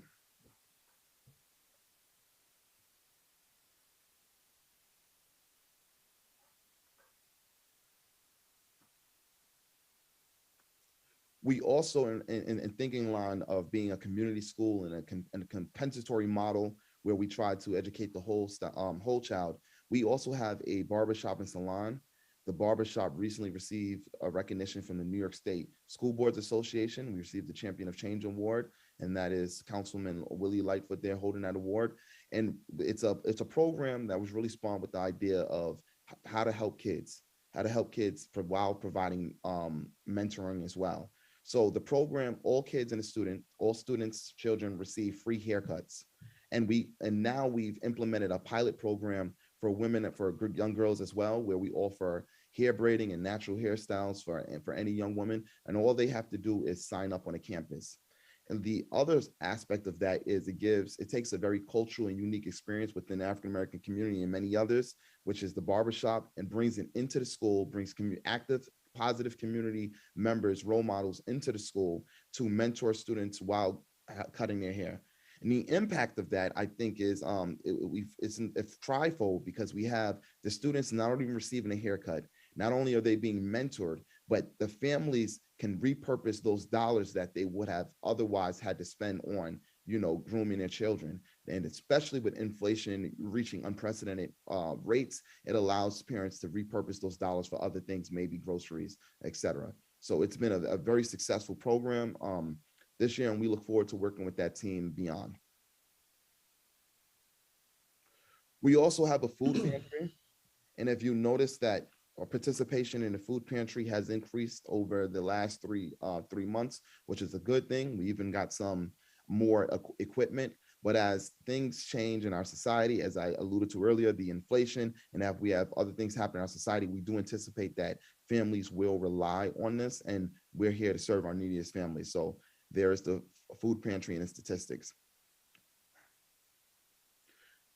And our goal is that our goal is, our goal is to service families, and we anticipate that the participation will increase by 15%. We're noticing that there's a steady incline, and we are currently serving more than 30 families per month now. And that's okay, because we're working to make sure that we can fully supply the food. So for our parents, we can continue. And that right there concludes our presentation. So in short, we're working to reorganize the human capital in the building through the vendors and community partners. And we're also working to make sure that we have a robust family and community engagement team, as well as increasing parent engagement. Thank you all for your time. Thank you, Dr. Spence. I just want to mention that I had actually visited my second visit this year over at East. The first visit, I didn't have enough time to do a tour, so I got an opportunity to tour. And a couple of things, in addition to those things that you articulated, one had to do with, you all have some signage of the progress that students are making. So you have the student ID numbers, but where they are along their academic progress. And so I thought that was very informative, that they knew where they stood, and they can also be a part of their own, participate in their own, achievement. And so that was really just phenomenal for me. That kind of community stood out to me. The other piece is that, just have to recognize the mural that was placed up there. I know the Reverend Minister Franklin Florence, and I knew Connie Mitchell, and for them to be there with Malcolm X, there were just no words when I saw it. It just, just stood there, silent. And to know that about 4 days before he was here in Rochester, and then 4 days later he was assassinated. So the mural is just phenomenal, and just kudos to those who participated in organizing that whole project. I'm very excited that we are honoring local leaders here in our community, those who have made a way for those of us who are now in these positions. And so it just cannot be understated, the work that they've done. And, I go back to Minister Florence, he's the one, his leadership went into Kodak, and that's how Black folk were able to get jobs back then. So I'm so glad that we have that mural up. So thank you. I'm seeing a hand from Commissioner Simmons. Yes, thank you, President Elliott. And yes, those murals are amazing. I had a quick question, Dr. Spence. You may have touched on it. I really enjoy the coordinated system of success that you set up for your students, the use of the data wall. I know that at the inception of the EPO, that's been used for years, that big dashboard level data wall with unidentifying pieces, but the students know who they are. And that really elevated the community when that started. In regards to the coordinated partnerships that you use, again, you may have touched on this. if you find that there are partners working with students and the level of effectiveness, the measurements are not coming out, what you feel that they should be helping produce for the students is not working well, what is the follow-up for those particular partners? And then my second question is, how are you identifying students who may need additional partners or partners overall? Okay. I think those are two really great questions. So I'll start with the first question. So with our community partners, the purpose of having that time laid out structurally where they can meet is for them to be able to strategize. So there are different partners that may have success in different areas of the work, and they take those strategies and through a collaborative effort, they define what is working for the population of students that they are serving. So it's more of a think tank. It's more of an intellectual process in reviewing data, reviewing student outcomes, talking with other community partners who are also engaged with the community. So for instance, you might have a community partner that it has an established relationship with one family, and that family might have a student that's also enrolled in another program. And so those partners can now talk and say, you know what, I've dealt with this family before, I'm currently dealing with them.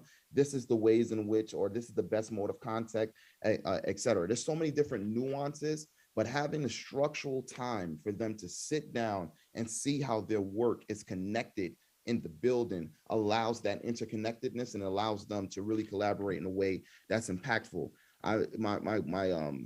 My charge to them is always that this is an intellectual process. So I don't look for anyone to have the panacea for, child poverty or else we'd all be rich. But it is a space where I do believe in accountability. And it is a space where I think that sharing and the collaboration would afford greater outcomes.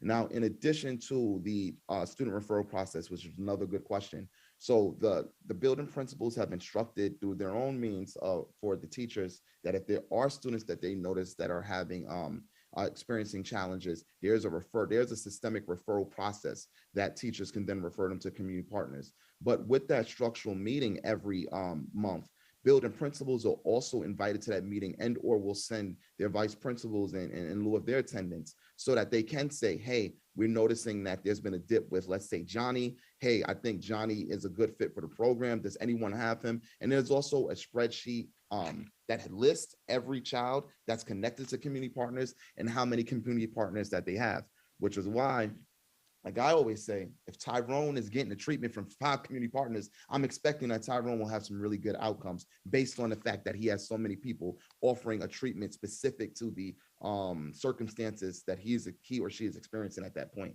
So this coordination started with Rich Poffler in the Student Support Center. So do you still have that Student Support Center? And I remember the community partners would come and meet very regularly and kind of touch on that. So I was wondering if that evolved, and it sounds like it has substantially. Do you still have the Student Support Center? Yes, we do still have that. Okay, awesome. Thank you. No problem. Thank you, Commissioner Simmons. Any other questions for Dr. Spence? All right, Dr. Spence, thank you so very much for your report, and nice to meet you. Nice to meet you as well. Thank you, and it's a pleasure. Thank you. Thank you. So now we are moving down to item 7, which is consideration of resolutions. And so we President have, Elliott, may I please read my governance report? You are not recognized by the chair. Thank you. So consideration of resolutions, we have some consent items, resolution. I don't have to be 600. recognized by the chair to read my governance report, and I would like a ruling on this by our parliamentarian, please. Point of order. As Commissioner Powell said, we all can do it. Point of order.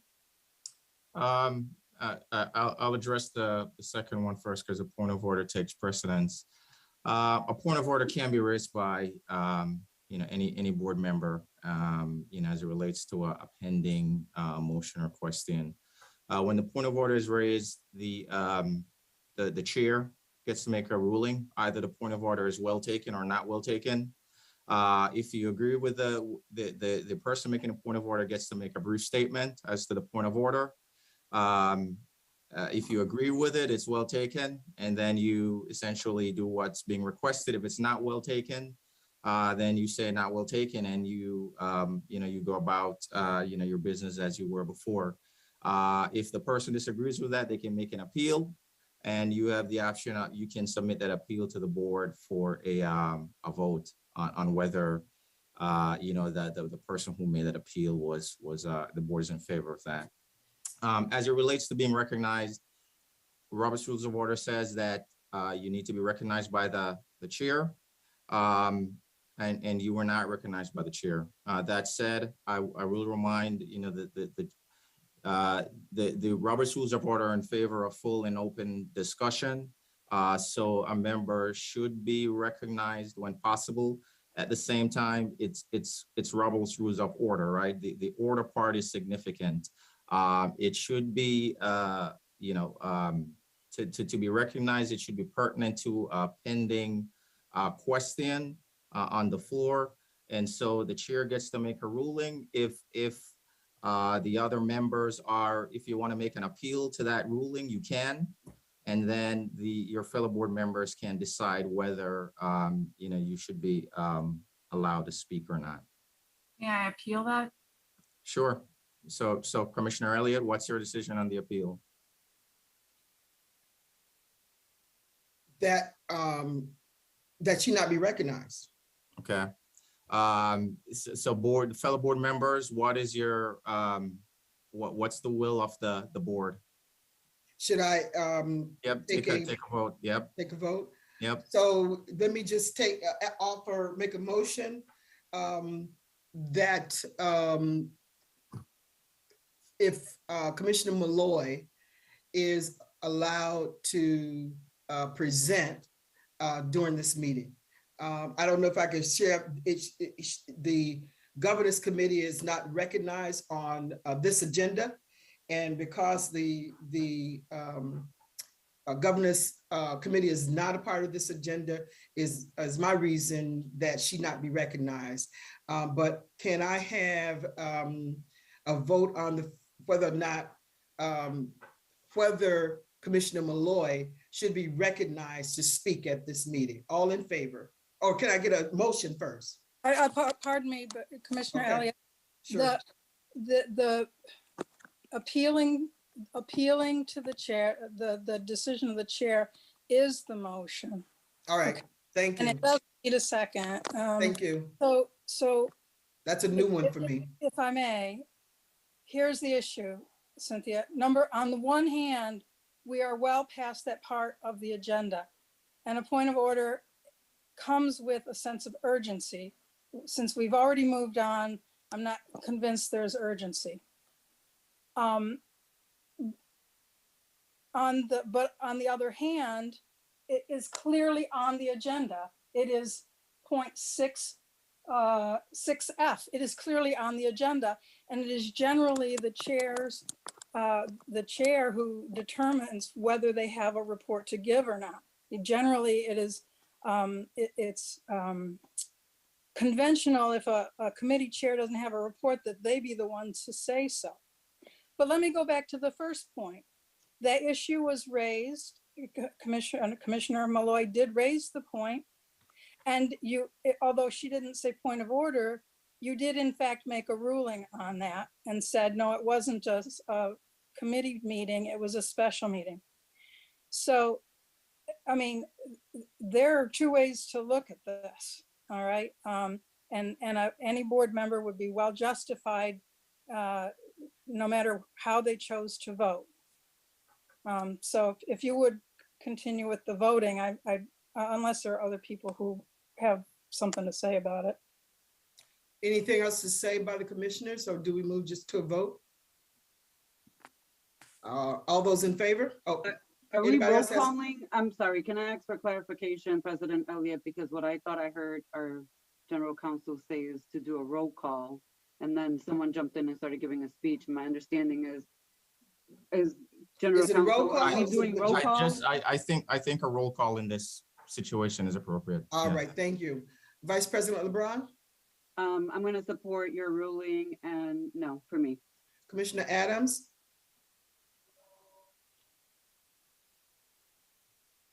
You're still muted, sir. Muted.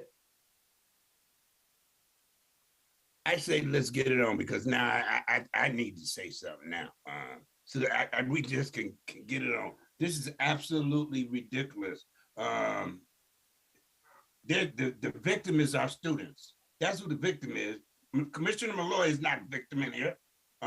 So I support her going on and let's get it started.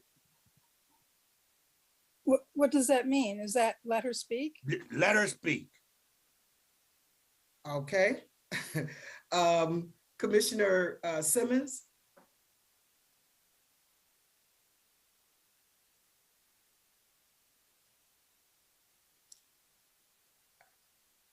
Let me think about that for a moment.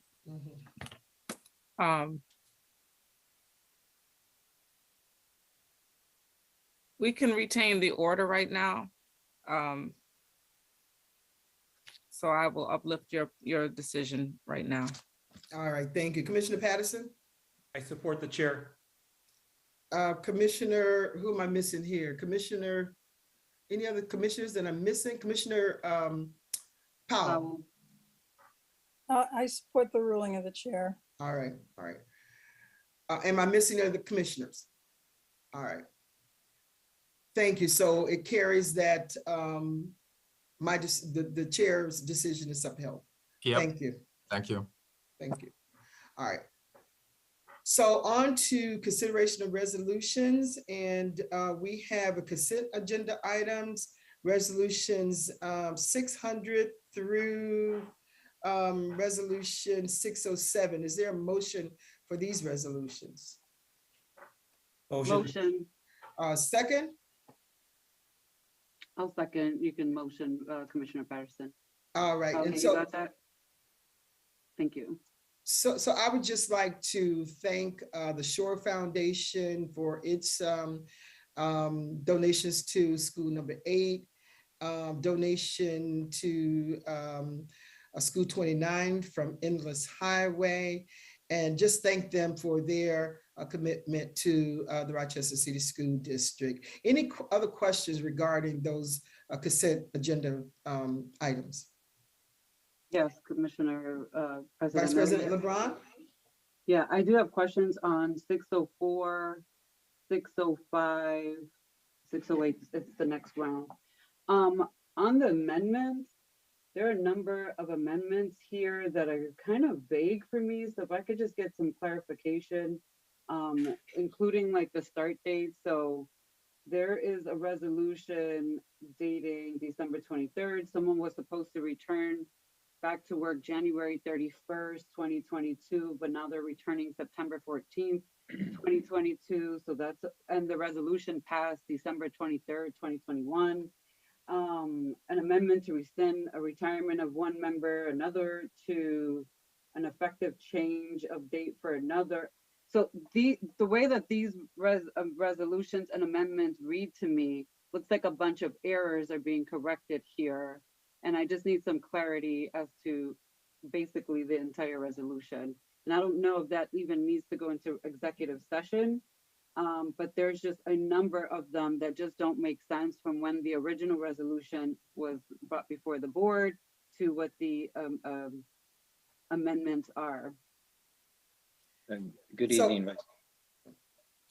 If I could just add on to what Vice President LeBron has said, I agree with her, and I was going to ask some questions of those amendments as well. So if you can answer those during this meeting, during the session, or if we need to go into executive session, because I am going to call one, then we could do it, either executive session or here. I can speak generally that there are a couple errors in this list, and there are also some changes relative to people's start dates that were requested by the individuals. And then there are some that deal with people who are on unpaid leaves who are either extending or changing their return dates. Vice President, would you like to take this into executive session? I would like to understand which ones were technically errors and which one are legitimate requests from employees asking for changes. All right, so this resolution, we will not vote on in this grouping. Can we just move this out of the way? Adrian, how do we how do we address this? We want to take this resolution 604 into executive session. So there is currently a motion on the floor, and so you want to amend the motion to remove resolution 604. All right, so Motion to amend to remove resolution 604 to go into executive session so that we're just voting on resolution 600 through 607 with That's the correct. exception of 604. okay, is there a second to that amendment? Is there a second? Second. Okay, do we have to vote on this, Adrian? The Yep. amendment? Yeah, all those in favor? Aye. Aye. Okay, and then you can vote now on the motion, the consent agenda items. So did everybody vote for the agenda? I only heard 2 people. Correct. I really need the voice vote in addition. Can we get to the voice vote for? Aye. Aye. Okay. Commissioner Powell, we didn't hear you. Commissioner Yes. Malloy?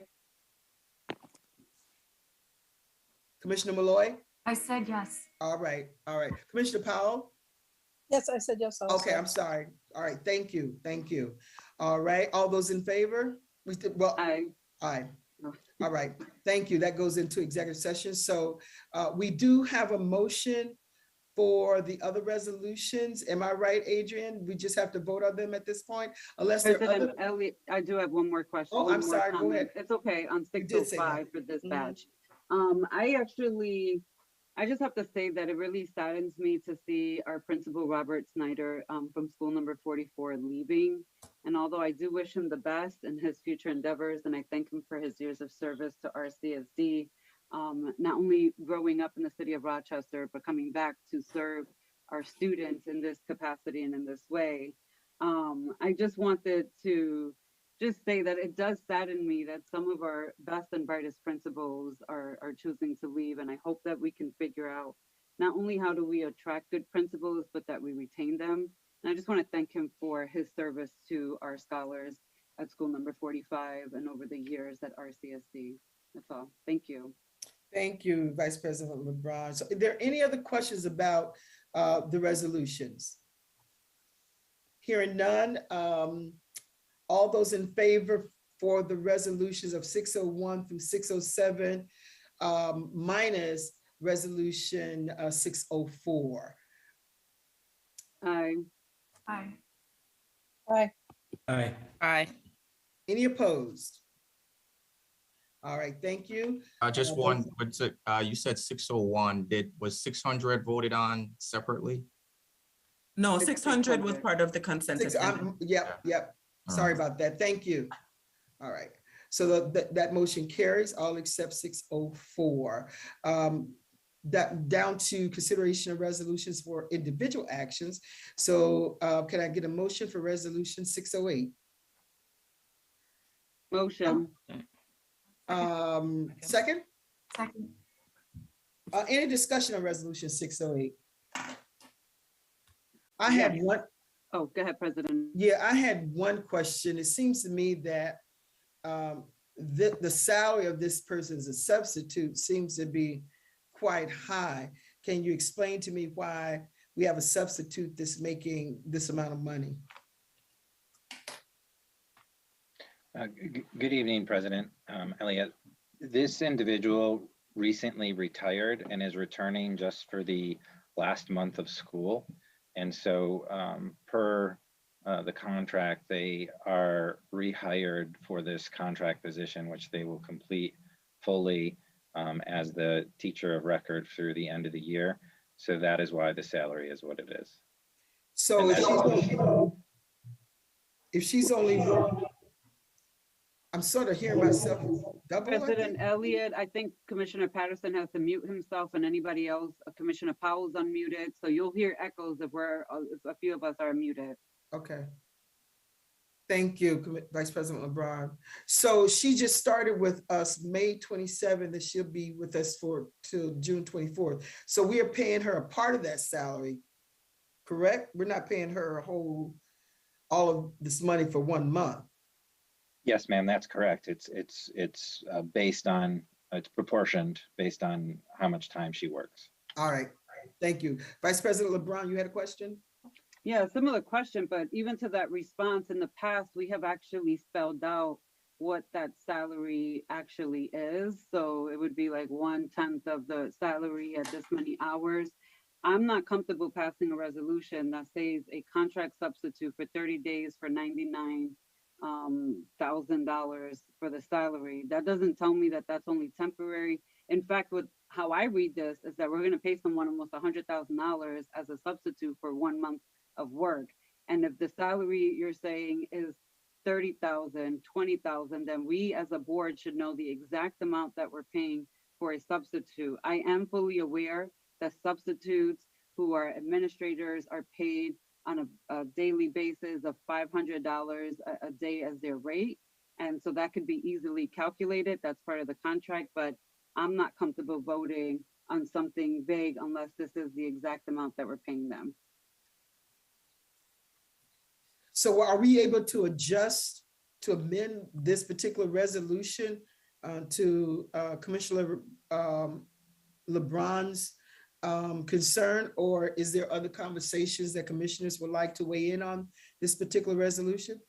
Madam Chair, motion to amend the salary to state $99,888 per year, adding the word prorated. Thank you, Commissioner Powell. Commissioner Vice President LeBron, will that satisfy your concern? No, I think we should, as the board, should know exactly what we're paying. And it's the same thing when we pass resolutions that say up to a certain amount. That doesn't tell the board exactly what we're paying for dollar for dollar. So there are ways, just like every other resolution actually has individual salaries. I don't understand why this particular resolution couldn't have had the exact amount that we're paying someone, especially in a substitute. I mean, anybody reading this in our community should be alarmed that it reads as if we're going to pay $100,000 for 30 days of work. That's kind of bogus. So, Chris, if I could. Madam Chair, there's a motion on the floor. It either needs to be seconded or not. Thank you. Is there a second to the motion that was made by Commissioner Powell? So there's no second. Sorry? You needed a second? I apologize, I'm not on camera. Second? Yeah. So all those in favor of the motion that is, that Commissioner Powell presented to add the word 99,888 prorated, that's the word that Commissioner Powell is recommending, is can I get a vote for that? All those in favor to, Can I ask a question in reference to that? Yes, it can the, can someone ask the question, Adrian? For clarification. During this time? Yeah. Right, so well, there should have been discussion, before the vote, so. Okay. Yes, it's allowed. Okay. So, Commissioner Adams? So what exactly does that mean, Commissioner Powell? Prorated, does that mean 1/10 or what does that mean? It just means that it isn't 99,888 for the period stipulated, whether it's calculated on a 1/365th or 220th, whatever the standard is for prorating salaries is what would be applied. So it actually would be, 99, say 99,000 or 100,000 divided by 12, I would imagine, or divided by 10. It's not a perfect 30 Yeah. days, so it would be like a daily rate or, whatever the district standard is, that I assume. And this date is to begin tomorrow, which is May 27th. And so how do we want to, we need to vote on the amendment right now, correct? Or did we vote on it? There needs to be a vote on the motion to amend. There's a motion on the floor, Commissioner Powell motion to amend to add the word prorated after the preamble, and seconded by Commissioner Simmons. All right, so all those in favor of the amendment? President Elliott, I have my hand up. I can't see. Okay, please. It's Go okay. ahead. No, I just want to, again, just remind all of us, as you're all trying to figure out the math, that it is not our job to figure out the math that's going to go on this resolution. It is the administration's job to share with the board the exact dollar that we're going to pay someone to do a job, and to put even the word prorated. And nobody right now, the administration hasn't even offered an answer about what that actually means in terms of a dollar amount. You should all, I'm pleading with my colleagues that you all should not support that type of behavior from the administration, or this type of resolution that does not tell you dollar for dollar what we're spending on in an individual subcontract. And that's what I'm gonna put on record. My vote obviously is going to be no, but if we're voting on resolutions with very vague language, I'll caution you all that it's a slippery slope in giving the administration that type of power. Thank you. So all those in favor, did we vote on the amendment yet? I'm still need to, have we done that, or we still need to vote on the amendment? You still need to vote. So that was just was providing comment before the vote. So okay, thank you. So all in favor of the amendment? Aye. Aye. Okay, I'm in favor of it. Commissioner Adams, I do need you on screen to vote. I'm so sorry.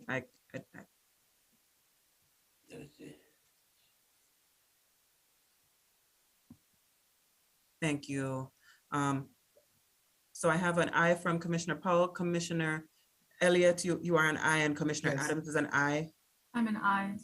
And Commissioner Malloy is an aye, so that is 4. Name? Commissioner Simmons? I'm a nay on the amendment. It doesn't, you guys are amending a resolution that has no actual dollar amount. Yeah. So to your, did you call me President Elliott? Yes. Okay, so I'm a nay. I think that the point that was well taken, the dollar amount piece, and that does stand out to me. So I'm gonna be a nay on that. Yeah, I understood what it meant when and perhaps, you know, the community may not have understood it, but I was clear, and I was just clear on what that meant, but it may be an issue for some members in our community. So did I miss anybody's vote? Commissioner Patterson. Mr. Patterson? So based on prorated, that was a good point to bring up. So I want to, thank my fellow commissioner for that. But the explanation that the vice president gave, and going forward, I will support, what her response was. So it's going to be a nay for me. All right. Okay, so what is the vote? Currently, there is 4-3. Yes. All right. So the resolution has been amended. All right.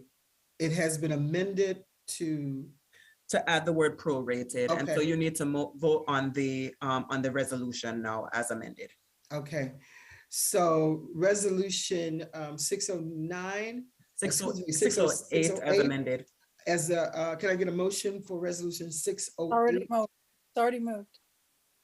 It's already moved. It just needs a vote now. All right. All those in favor? Aye. All those opposed? Kalia, did you get the vote? I got 1 nay from Vice President LeBron. Are there any more nays? I'm sorry. Nay, James. And you had my nay. Okay, thank you. All right. Thank you. Resolution. Is there a motion? Can I get a motion for resolution 609? Is there a second? Second. Any questions to resolution 609? Here, no questions. All those in favor? Aye. Aye. Aye. Any opposed? Okay, Motion for resolution 610, I'd like to take into executive session, as well as resolution 611. Do I need to have a motion to move it into executive session, Adrian? I don't think so. I think you can just skip those resolutions and go on to the next one if the board is in agreement with that. Yes. Motion for resolution 612. Motion. Second for resolution 612? Second. All right, thank you, Commissioner Malloy. Any discussion on resolution 612? Hearing no discussion, all those in favor? Aye. Aye. Any opposed to resolution 612? Thank you, that motion carries. Can I get a motion for resolution 613? So moved. Second for resolution 613? Second. Any discussion on resolution 613? Hearing no discussion, all those in favor? Aye. Aye. Aye. Any opposed? Motion carries. Can I get a motion for resolution 614? So moved. Second. Second, any discussion on resolution 614? All those in favor? Aye. Aye. Aye. Motion carries. A resolution for, excuse me, can I get a motion for resolution 615? So moved. Moved by Commissioner Malloy. Is there a second? Is there a second? Second. I'm sorry, second. I was All reading. right. Any discussion on resolution 615? Hearing no discussion, all those in favor? Aye. Thank you. May I have a motion for resolution 616? Move. Second. Second. Second, thank you. Moved by Commissioner Patterson and second by Commissioner Malloy. Any discussion on resolution 616? Hearing no discussion, all those in favor? Aye. Aye. Thank you. Is there a motion for resolution 617? Motion. Motion by Commissioner Patterson. Is there a second? Second.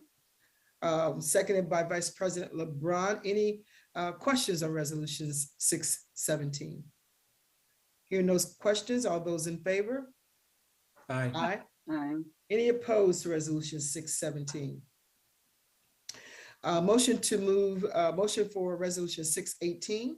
Motion. Is there a second to resolution 618? Second to resolution 618? Second. All right, Commissioner Simmons, any questions or concerns regarding resolution 618? Hearing none, all those in favor? Aye. Aye. Aye. Did everybody vote? I only Aye. heard a few votes, Aye. a few voices. Thank you. Did you get that vote, Kalia? I collected the vote. Thank you. All right. Can I get a motion for resolution 6? Am I on 618, You're Kalia? on 619. 619. Can I get a motion for resolution 619? So Motion. moved. There's a number of them. I'll go with Commissioner Patterson. Is there a second for resolution 619? Commissioner Malloy, any discussion on resolution 619? Hear no discussion. All those in favor? Aye. Aye. Aye. Any opposed to resolution 619? Thank you. Is there a motion for resolution 620? So moved. And President Elliott, you are able to bundle if you would like. I know there's several additional pays, so All if right. you want So- to do that, that might be helpful. All right, so resolution 620 through 641. is that what it is? Yeah. Okay, so resolution to 641. Any questions of, any concerns or about us bundling those resolutions? Hearing none. Motion. Did I get a motion in a second for those? Second. No, I need a motion in a second. All right, Commissioner Patterson motioned, I'm seconding. all Okay, right. thank you. Any discussion on those resolutions? Yes. I have a question. Okay, Shelley, go ahead. On a resolution, is it you with the registrars?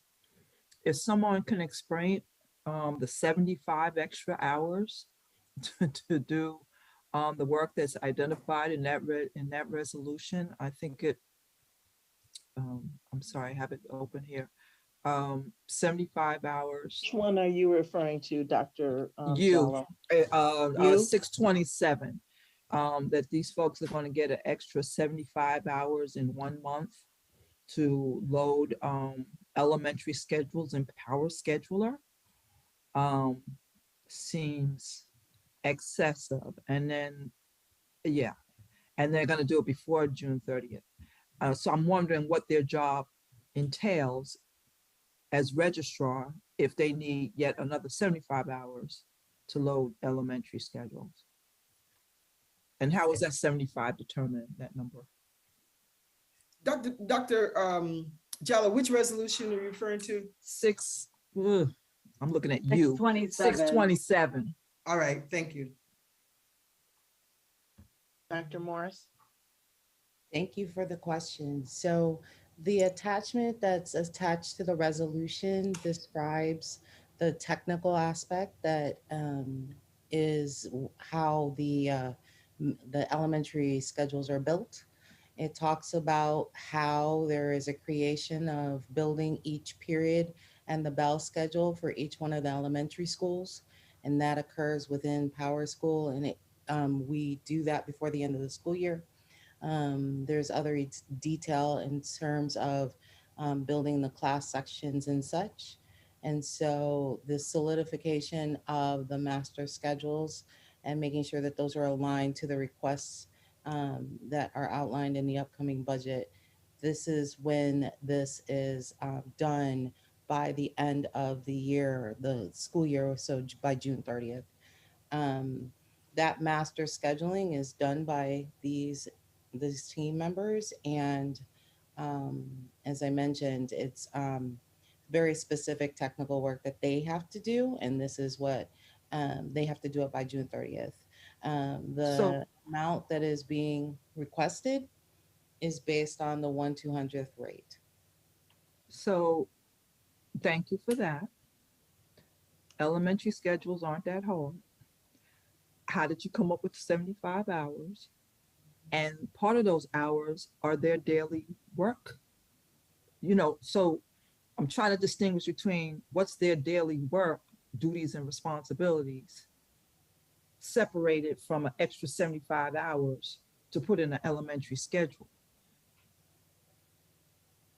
So and maybe it's not for now, but so based on their prior year input rate, this is being requested to continue this work. So they do this every year. So an estimate of the amount of hours and the amount of time and the number of people that will be needed to do that can be based on prior input history. So I know, Dr. Jallo, in part, that with the school closures, right, some of the work around the scheduling was pushed down the line. I don't know if Terry is, I think it's just based on what the work entails and what is needed, but I can't give you the 75, how exactly. Because you're really paying them for 75 hours above their regular day. Well, no, it looks like here, Dr. Jallo, I'm looking at the schedule. It says Friday 4 to 9. Yeah, Saturday it's 9 to 5. But what I'm saying is, why can't they do that as part of their work? Right. And 75 hours to load an elementary schedule. So I guess, not for here, maybe in some other forum, we could talk about what it takes to load and Power Scheduler. And it's not just loading though. I just want to make sure that we're clear. I'm just basing it on what they said they're building it in Power Scheduler. And I don't think you're changing your schedules that dramatically from last year. So you're not building a new schedule. You're just reloading the same schedule you had the year before.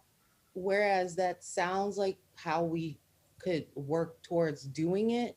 That's not how it's done. So this master schedule is created from scratch in Power School. So it's not just rolling over, which is so are they new schedules? If they're new schedules, so every year you all create a brand new schedule in each and every school? Correct. So this is why we need this. And as I said, we can work towards having a rollover process, but there would have to be a build towards that because my experience is a rollover. However, the way that it is currently created is that we have a new build. And the new build would have to be done before July 1st, because that's when the new school year begins. We need to have those master schedules in place. So the current process is new build and then implementation as of July 1st. But as I said, in my experience, you can do a rollover, but that's not the way that we do this. It's kind of like with the budget, we budget for the next year. We don't just roll everything over. So that's why you'll see that. And I think it does deserve an additional conversation that we could have where we could talk about building efficiencies. Thanks. Thank you. You're welcome. Thank you, Dr. Jallo. Any other questions? I think Vice President LeBron, you had some questions? Yeah, I just want to share, even just based on, so in the bundle, I'm going to raise my hand again after I make these comments, President Elliott, because I actually have a question on a different resolution, but I just want to point out that we just had our meeting with the state today, and one of our, at least for you and myself, that one of our points of conversation was around data and information and things being shared to this board without kind of backing that up. And so I want to point out that this is an example. If we're talking about people doing overtime, which is what it sounds like, then we should have been presented with what their schedule looks like as they work through their 9 to 4 or 8 to 4, and what they're going to be doing during that time frame versus here's the additional work that's going to happen.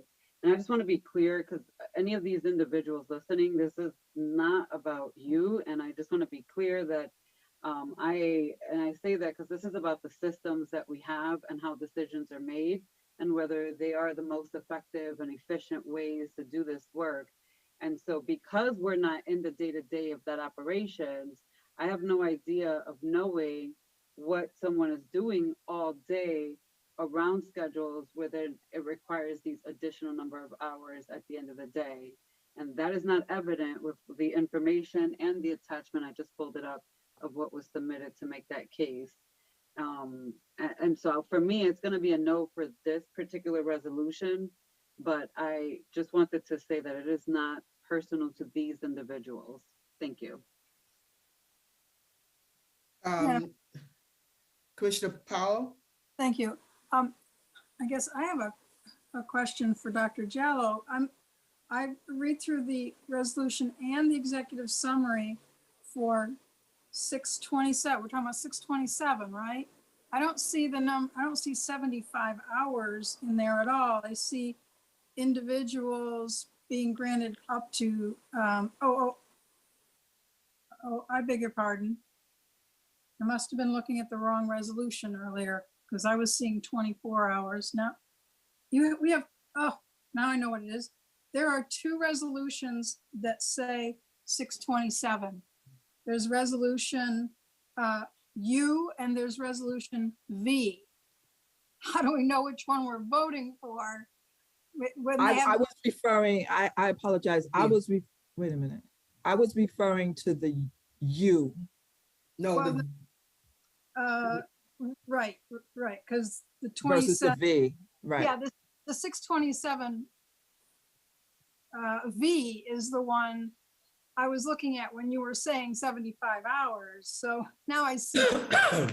Can we, for point of clarification, identify? I will need to read number 627V as. Yeah. Give me 1 second. I do notice that is an error in the numbering system. My apologies.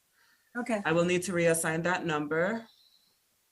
Do I need to close down my board docs and open it back up again? No, that is an actual caught error. I'm suggesting a change at this current moment. The utilization of resolution 655 is the next available number to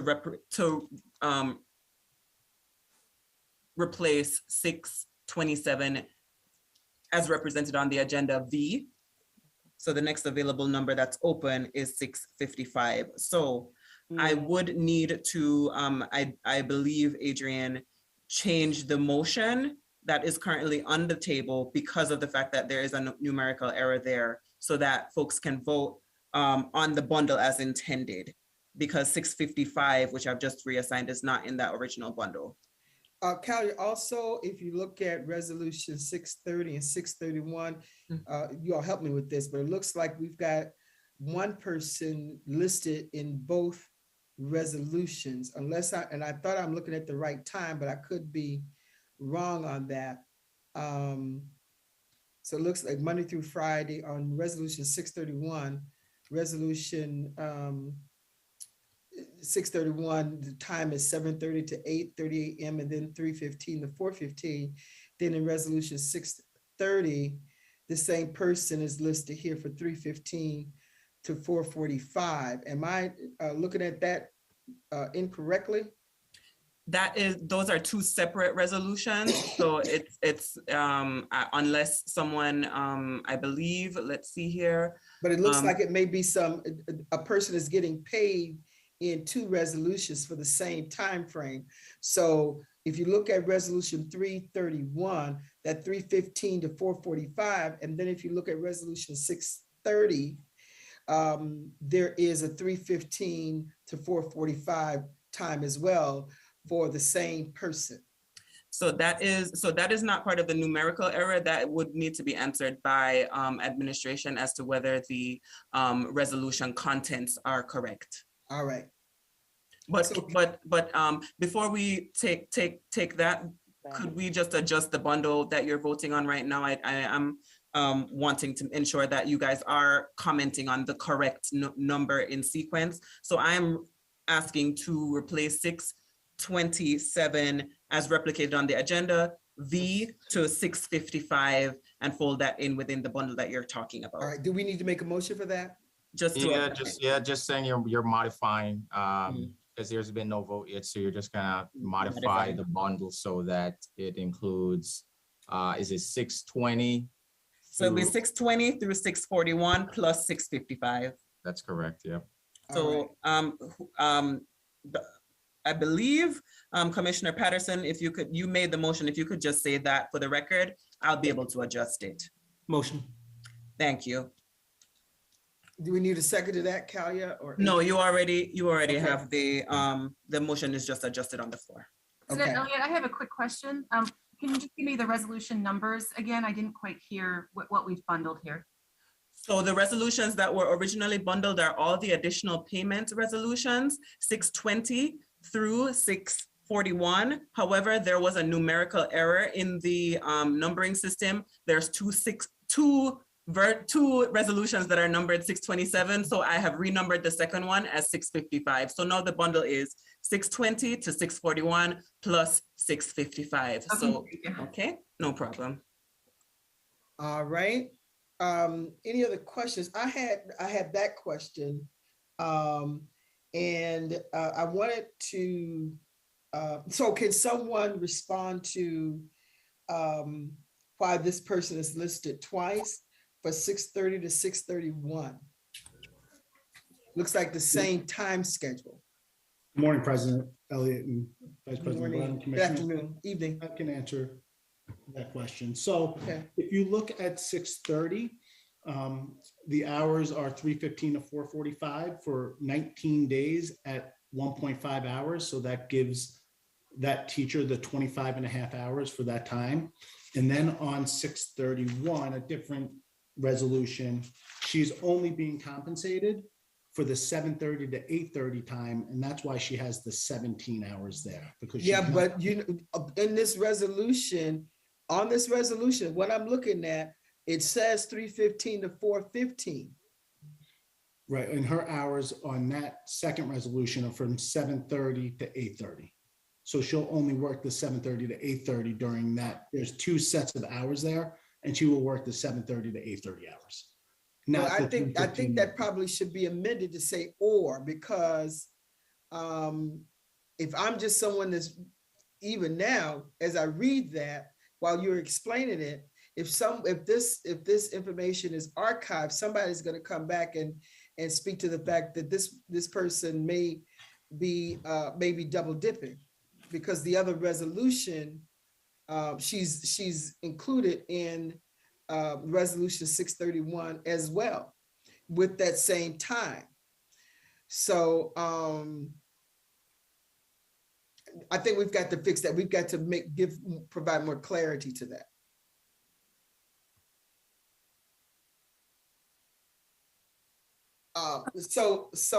Let me, Adrian, how do we do this? Because it reads to me that she is working in both those resolutions. She's working from 3:15 to 4:15. Commissioner Elliott, I'm seeing it as basically getting extra hours tacked on to the beginning of her day and then extra hours being tacked at the end of her day. Is that what you're trying to say? No, if you look at resolution 630, the schedule is Monday through Friday, 3:15 to 4:45. That's 630. When you look at resolution 631, under the schedule, including the 7:30 to 8:30, there's also the 3:15 to 4:15 schedule for the same person who's listed in resolution 630. So it's confusing to me. And it appears that there may be, she may be getting paid double. So if that's not the case, as Chief Pelusi has just articulated, if she's going to be working to 7:30 to 8:30, then somehow this resolution needs to reflect that. And at this point, to me, it doesn't reflect that. That's my concern. So is there a way in which we can reflect that this person is actually working a different time than what's listed on the resolution? Or can I make a motion to withdraw both of these resolutions until we can get this resolutions correct?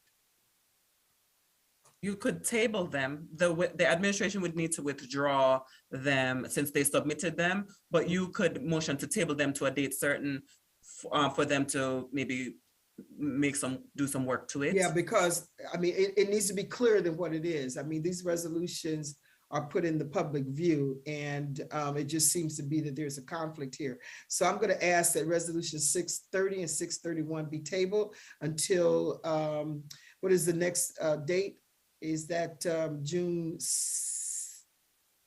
The next available meeting that where resolutions will be considered is actually my July calendar. It's June. Or my June calendar, sorry. Yeah.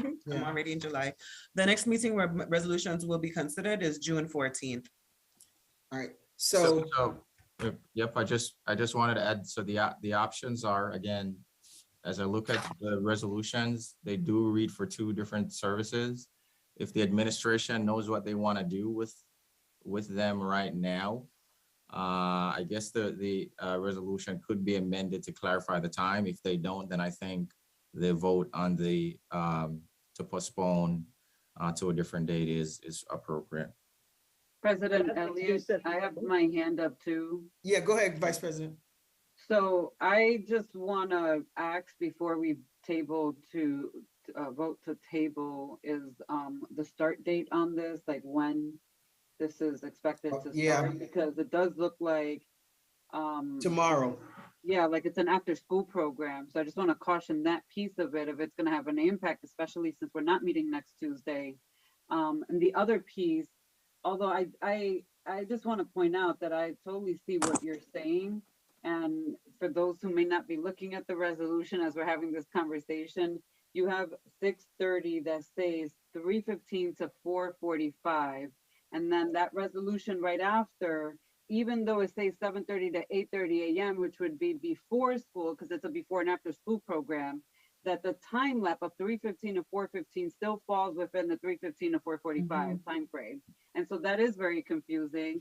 And we should know exactly who is working what hours versus the morning versus the afternoon, and who's also staying all the way till 4:45, and they should not be in both. So My recommendation is up to you if you want to accept this or not, and I will support however you decide, is that we skip these two for now and allow the administration to amend it so that they can clarify by individuals who's working in the morning and who's working in the afternoon and their hours, so that we're voting with clarity on what people are working and what their hours are, so that there's not one person with two resolutions looking like they're getting paid twice for the same time frame that they're listed, the 3:15 to 4:45, 3:15 to 4:15.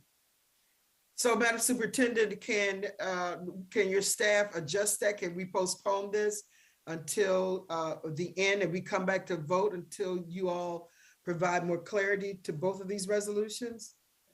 President Elliott and Vice President LeBron, that's exactly where I was going. Since we have to go into executive session and come back out anyway and vote on some of these, that it would give us enough time to fix them. All right, thank you.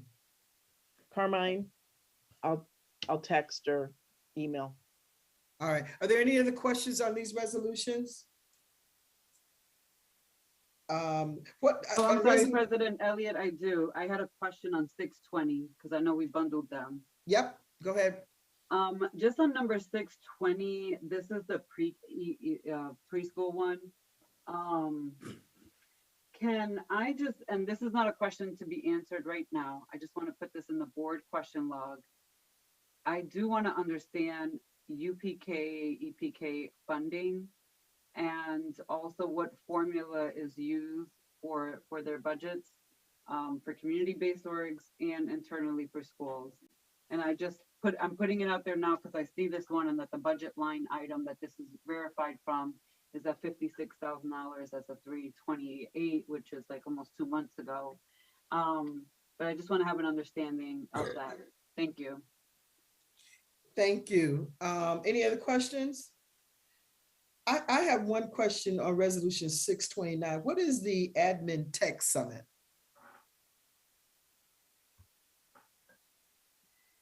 Good evening, President Elliott, Vice President LeBron, and commissioners.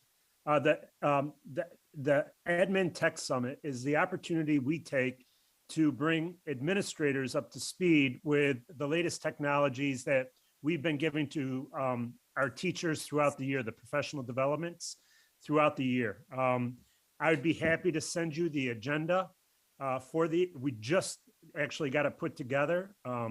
It's a half-day session.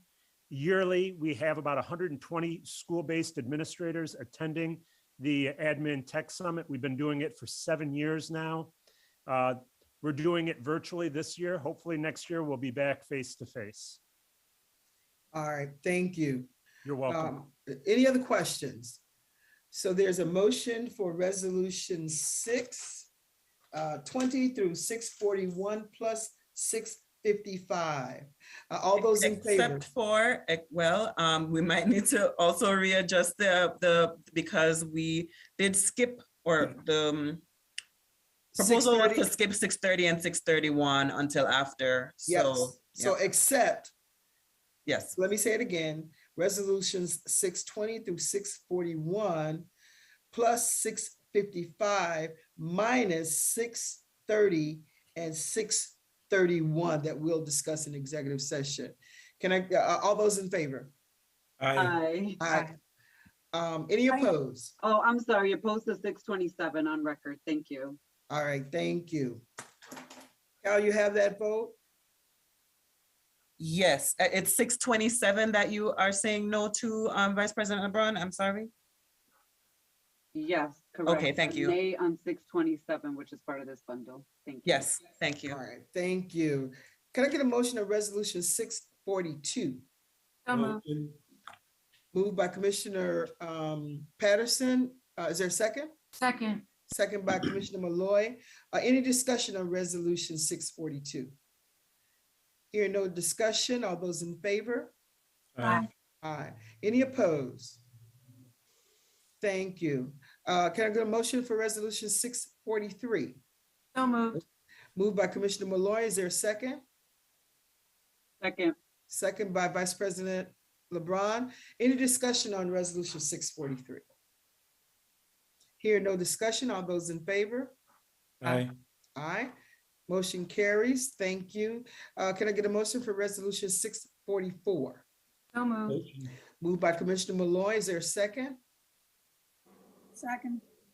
Seconded by second by Commissioner Powell. Any discussion on resolution 644? Hearing no discussion, all those in favor? Aye. Aye. Any opposed? Thank you. That motion carries. Can I get a motion on resolution 645? Motion. Motion by Commissioner Patterson. Is there a second? Second.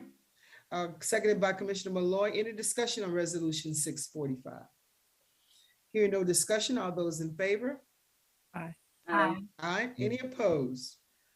Thank you. Can I get a motion for resolution 646? So moved. Is there a move by Commissioner Malloy? Is there a second? Second. Second by Commissioner Simmons. Any discussion on resolution 646? Hear no discussion. All those in favor? Aye. Aye. Thank you. Can I get a motion for resolution 647? So moved. Moved by Commissioner Malloy. Is there a second? Second. Seconded by Vice President LeBron. Any questions or concerns with regard to resolution 647?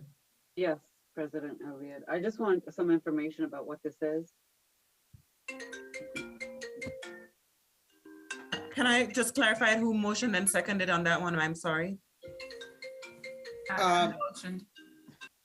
Yeah, and Commissioner Simmons second. Thank you.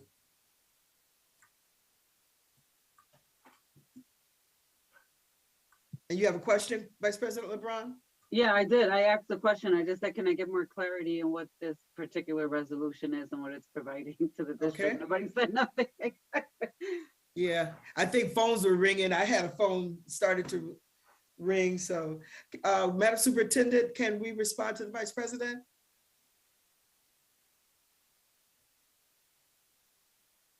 Crickets. Good evening, commissioners. I think she's trying to say that she is muted and can't come off mute. Okay. This is Dr. Black. I'm sorry I'm not on camera. I am at home this evening. I'm taking care of a number of things. However, the Gallup proposal is a comprehensive system of surveys, coaching, and professional development for various levels of the organization that starts off, she's off mute, that starts off with a set of comprehensive surveys given to various stakeholders, your central office, a collection of parents, some of your leaders, to identify, as Commissioner Patterson lifted up early on, some notions around climate and climate at various levels of the organization, to then provide us with some action plans, some coaching and professional development to address a lot of our concerns and move forward in the district. So this is our partnership over 3 years with an outside organization to help us address some of our organizational climate concerns. Any other questions on resolution 6? Oh, yeah, no, President Elliott, I just want to point out a few things. One, I do not believe we should be voting for a 3-year contract. I just don't think that that's the way we should do that. Second, I definitely believe that understanding our culture environment is part of what the superintendent, deputies, chiefs, and all these other mid-management level folks that we have top heavy in this district should be doing. We're going to be paying an outside organization over almost $1 million to do the work we're already paying people 6 figures for to do. That sounds so bogus to me. So it's going to be a no for me, but I had to say that on record because that's exactly what we're doing by hiring a consulting firm. This community and these students are surveyed out. I just want to remind folks that we have surveyed our community and our school communities over and over and over and over. We don't need to collect more data. We don't need to collect more reports. They are tired of telling us the issues. They know the issues. We know the issues. They're looking for us to actually take action. We could take this $1 million and do something better and more and innovative than hiring another consultant to come in to do climate surveys and give us quote unquote plans, which is part of what the strategic plan, academic plan, financial plan are all supposed to be addressing. So thank you. Any other questions regarding this resolution? I have a question. I just wanted to add to it. Gallup, we've been investigating this for several months, and we've talked to some other school districts across the country. It really, when we talk about, we hear about, the climate, the culture, the morale, and Gallup is really state of the art, contemporary, and they've really done some amazing work with superintendents across the country as far as propelling and moving things in a very positive direction. I recognize the cost on this. It might be, I firmly believe in it. We've done a lot of work over the past several months relative to this. We've talked to superintendents who've used it, and when implemented with fidelity, and they work with you to make sure that you move forward in that direction, it not only has an impact on the culture, the climate, it has an impact on hiring, it has an impact on even performance. So there's lots of research that we looked at and data that we examined, and we feel very confident and strong to move this forward with the board. And just ask for your consideration. Thank you. Any other comments, any other questions about resolution 647?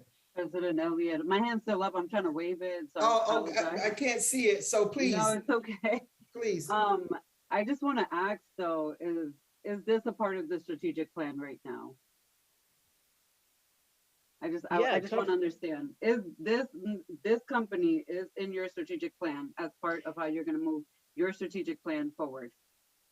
It's not explicitly named, Vice President LeBron, but the things that we have embedded, the benchmarks, the targets, the priority, the strategic priorities, there's a crosswalk with that, and it will help us move forward our strategic plan.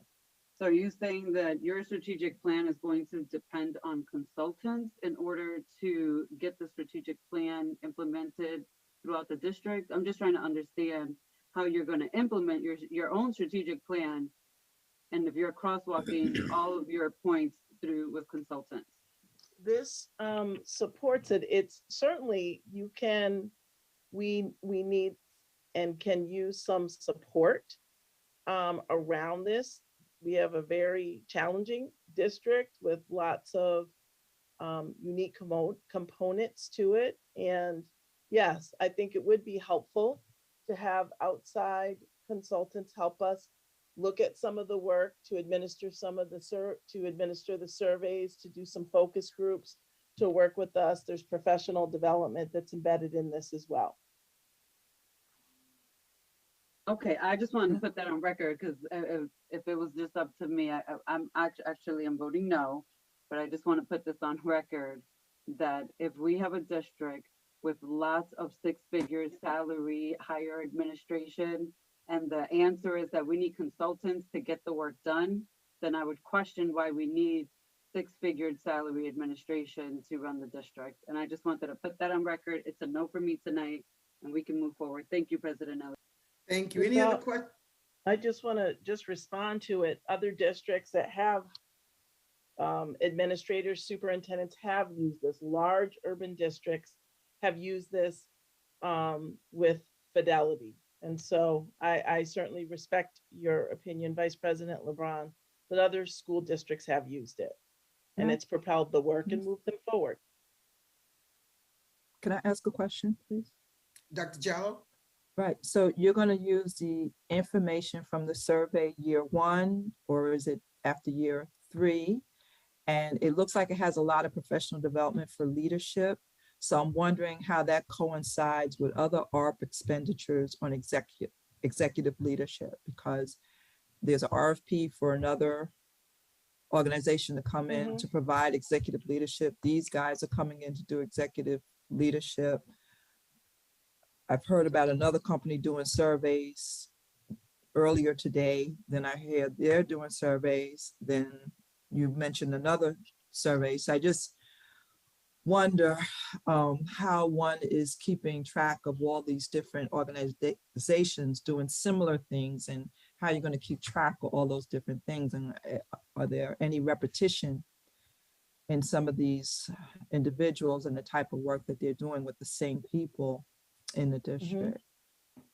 So a couple of things, and I think that's a great question. One, it certainly is ongoing, and this is an integration. So as we work with different individuals, when we're doing professional development, we're very mindful of the fact that we have a few things that are moving forward. And so it's an integrative approach and making sure that we continue to monitor and adjust as we move forward. But again, we did a lot of work on this over the past several months.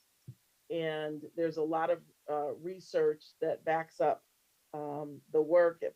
It focuses on strengths, and it really focuses on moving organizations. And not only has the work been done effectively in school districts, but other organizations across the country. So,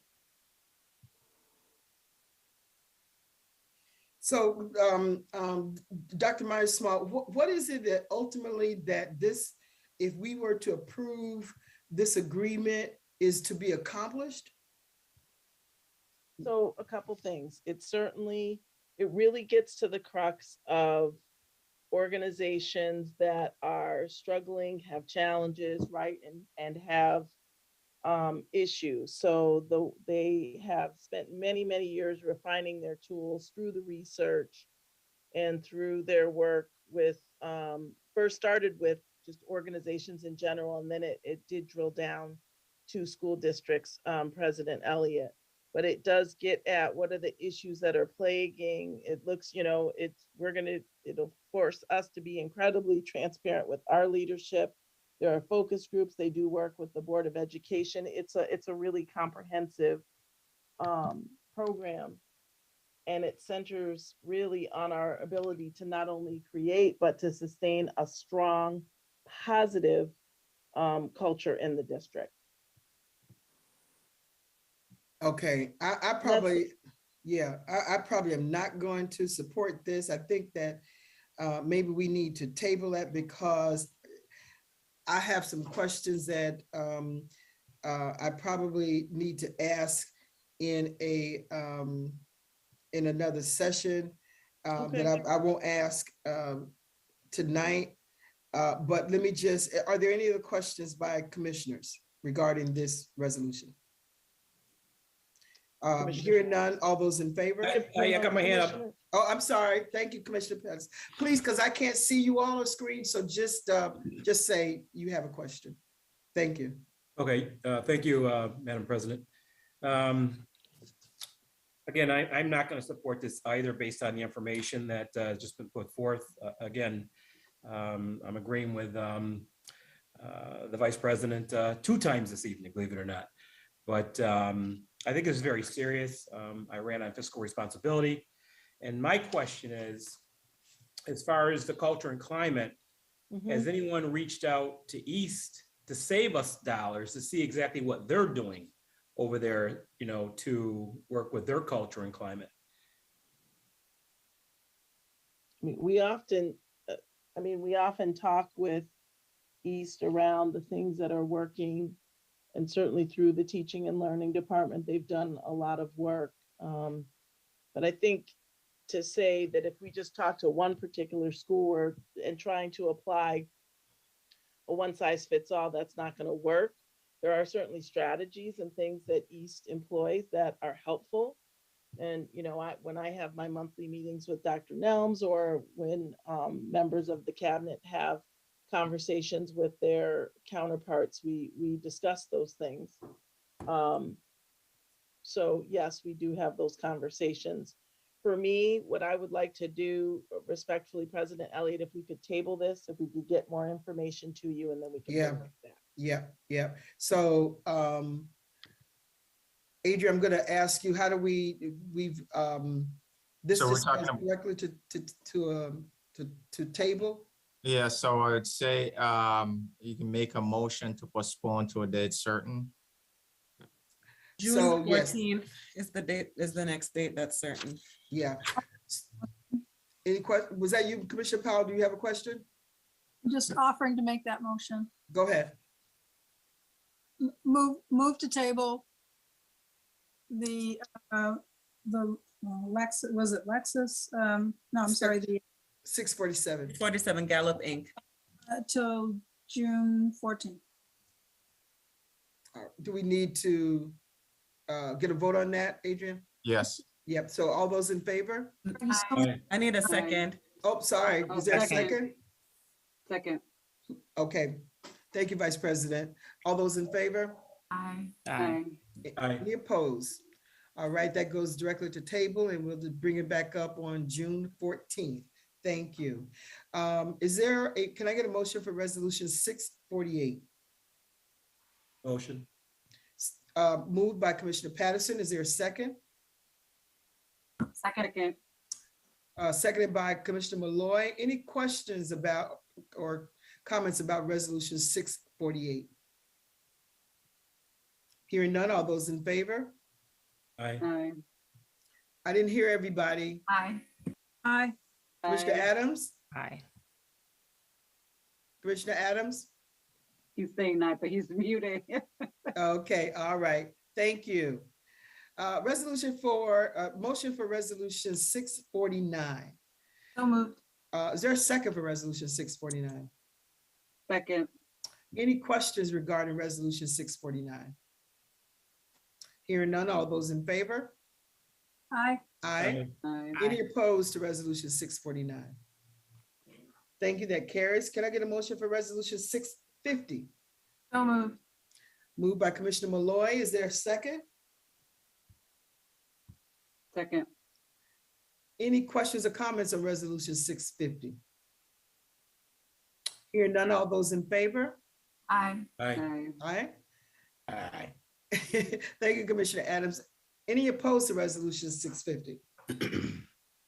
All right, thank you. Is there a motion for resolution 651? So moved. Moved by Commissioner Malloy. Is there a second? Second. Second by Vice President LeBron. Any questions or comments on resolution 651? I do have a question on this one. Commissioner Malloy? I'm just wondering how many students on an annual basis take advantage of the non-resident tuition rates? How many students do we have enrolled in our district? We'll have to put that on the question log, Commissioner Malloy. I don't know that. Thank you. But we'll make sure we get that to you. Commissioner Malloy, would you mind repeating your question for the log? Because I did not No document. problem. I'm just wondering how many students who are non-residents take advantage of the non-resident tuition rate to attend RCSD. Thank you. Thank you. Can 651? All those in favor? Aye. Aye. Any opposed to resolution 651? Thank you. Can I have a motion for resolution 652? Motion. Is there a move by Commissioner Patterson? Is there a second? Seconded by Vice President. Is that Vice President LeBron or Commissioner Simmons? Vice President LeBron. All right, thank you. Any questions or comments in reference to resolution 652? Hearing none, all those in favor? Aye. Aye. Any opposed? Thank you. Can I get a motion for resolution 653? Motion. Okay, I'll take Vice President LeBron. Is there a second? Second. I'll take Commissioner Malloy. Any questions or comments regarding resolution 653? Yes. Vice President LeBron? Yeah, so I just want to say, while I appreciate the increase of 107,000 to the contract for Pathways to Peace, I do want to continue to advocate both at the district and with City Council, and I will be formally sending them an official letter during their own budget season. The 11 people part-time to address gang violence and prevention is not enough. It is a model that works if people are full-time, come from the community that they're serving, and have the ability to build the relationships to work on the prevention piece through those relationships. So I do appreciate, though, a commitment to increase the contracts, and they certainly are needed as boots on the ground, especially in our schools and our community. But 11 people part-time, everyone's so concerned about violence in this city and violence in our schools, and then we don't fund prevention services and gang-related prevention services the way that we need to. And 11 people is not going to cut it. And although I appreciate those 11 people, I would love to see those 11 people be increased to 22 people and be full-time. So I just want the community to understand that between the district and the city, we fund and pay for 11 part-time people in gang prevention as specialists. So our goal as a community should be for these folks to be full-time, to be adequately able to do the model that works and is proven to work if the commitment is there through our dollars. And I will be supporting this, but I would like to see this change in the future. Thank you. And let me just say, let me just agree with Vice President LeBron on this. I think that we're going to have to look at how we really do this program far more robustly than we have it now. I think that we're going to have to look at increasing this at some point with the level of violence that's going on within our school district. You know, part of the safety work session, I hope, is to have the kinds of real conversations that we're going to need. And then once having those conversations, what is the resources, the true resources that we need to be able to mitigate the kind of violence that we're experiencing in our community. So I look forward to more conversation around that. Are there any other questions from the commissioners regarding Resolution 653? All right, hearing none, all those in favor? Aye. Any opposed to Resolution 653? All right, so that concludes the approval of resolutions, and we're going to go to unfinished business. And I'm going to make a motion that we appoint Vice President LeBron as chair of the Human Resources Committee. Second. Commissioner Elliott? No, okay, you've already got a second, so you were on to discussion already. Yep. So you know that we have the bylaws, we have language pending going through the policy committee for the bylaws, discussing the process of receiving resignations and so on and so forth.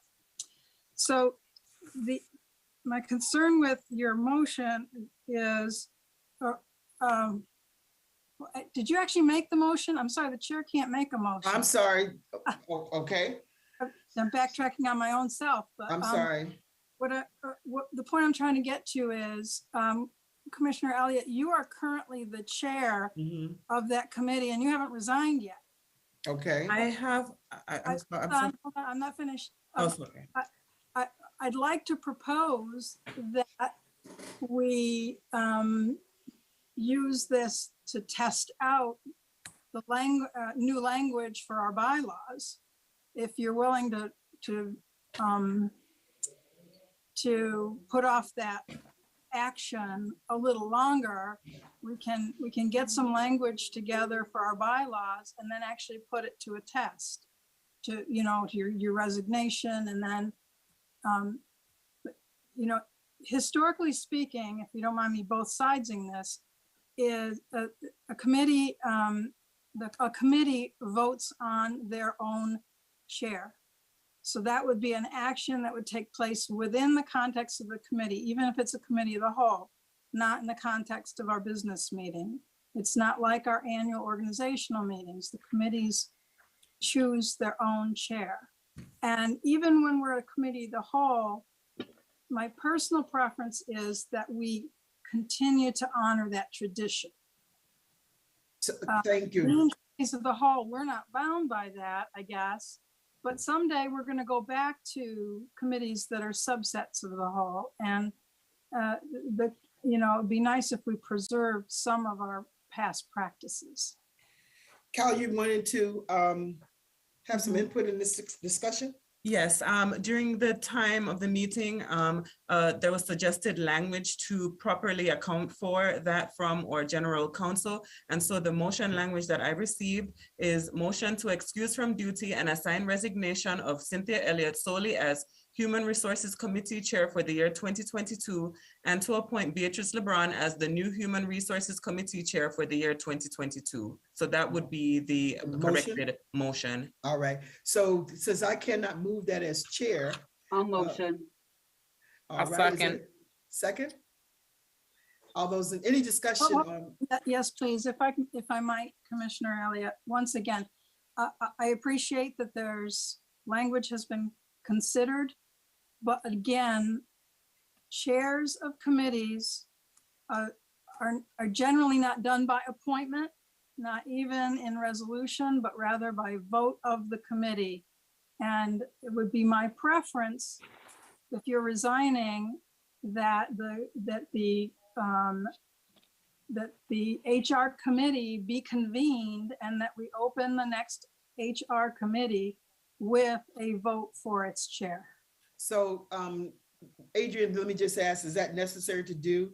Can we do it just the way in which it was recommended? I don't believe that the specific question, is it necessary? No, it's not necessary. The language I forwarded was the Robert's rule says if a member is second in office and find that is unable to perform, he can submit his resignation, he or her. And so the language I forwarded was motion to excuse from duty and accept the resignation of Cynthia Elliott solely as Human Resources Committee for the year 2022 and to appoint Beatrice LeBron as new Human Resources Committee Chair for the year 2022. I do appreciate what Commissioner Powell is proposing, but to the question of regarding whether it's necessary, no, I don't believe it's necessary. Thank you. Any other questions or comments regarding this resolution? Hearing none, all those in favor? Aye. Aye. Any opposed? Opposed. Okay, Commissioner Malloy opposed. Any other opposition? Commissioner Powell. All right, thank you. Thank you. All right. Can I get a motion for resolution 654? Motion. Is there a second to resolution 654? Second. Thank you. Any discussion around resolution 654? Yes, President Elliott. Commissioner Malloy has her hand up first. All right, Commissioner Malloy. Thank you. And do I have 5 minutes to speak? Is that standard? I can start a timer if that is the request. Thank you. Sure. On Monday, January 3rd, my board peers voted unanimously to have me continue as board chair of the governance committee for a third year in a row. And I would like to thank my peers for this. There's this resolution on the table tonight to eliminate the governance committee also eliminates my chairmanship. And I urge my peers to not vote to eliminate governance. We talk a lot about breaking down barriers or systems of oppression within our district, but by eliminating the governance committee, not only do you give our president a great deal of power and increased responsibility, you're creating a committee setup that ensures that one commissioner will always be left out of chairing opportunities. We need to use all of our commissioners for this type of work. And as one of the highest paid boards in the United States, we should all be responsible for chairing a committee and doing our job. Is that what we want for our board? And is this what is in the best interest of our students? Board governance has always been our collective responsibility, regardless of who chairs that committee. And I would encourage the board to avoid creating this unnecessary disruption to governance processes that have worked quite well under my and other governance chairs' leadership. It would be more helpful to our board to make sure that all board members are actually attending board retreats, professional development opportunities, and our state recommended bias training. Those facilitators weren't my choice. The board bias training fell under our special consultants to the board policy, and the vendor was allowed to propose their services directly to us at our board retreat last August. And although we can certainly look at the consultants to the board and superintendent policy in the future, we approved that training with a board decision of 5-2, and 10 months of discussions with board peers led us to where we ended up. It turns out that some of our new board members and more seasoned members were not happy with what was delivered. And fortunately, we designed and approved this as a 1-year only training. after which we would reassess to better gear trainings to our unique needs. And we need to have these types of open conversations and back and forth over those types of changes. And so I welcome what President Elliott has done in the last few days to ask for our opinions on this. But as respectful adults, we should trust the intentions of our peers. And if we disagree on a matter or the direction of any given governance item or committee, let's bring it to the table and figure it out together. Instead of eliminating my committee, why not work with me to collaborate with board leadership? And if you weren't satisfied with my leadership or wish to go in a different direction, why not voice those concerns personally? How does eliminating this committee make me the only commissioner without a chair? How does that better serve students? Every decision we make or resolution we pass should directly benefit students. And Commissioner Rosa told us that today in her meetings with us. It's clear that there is still a great deal of governance work that needs to be accomplished. So why get rid of your chair? You know, the board invested a lot in my leadership. And we've all invested in governance. Thousands of dollars were spent to send me to the National School Board Association's conference in Washington, D.C. back in January. And President Elliott, I attended this with you and we even socialized. I appreciated getting to know you personally and attending that jazz club with you during our free time.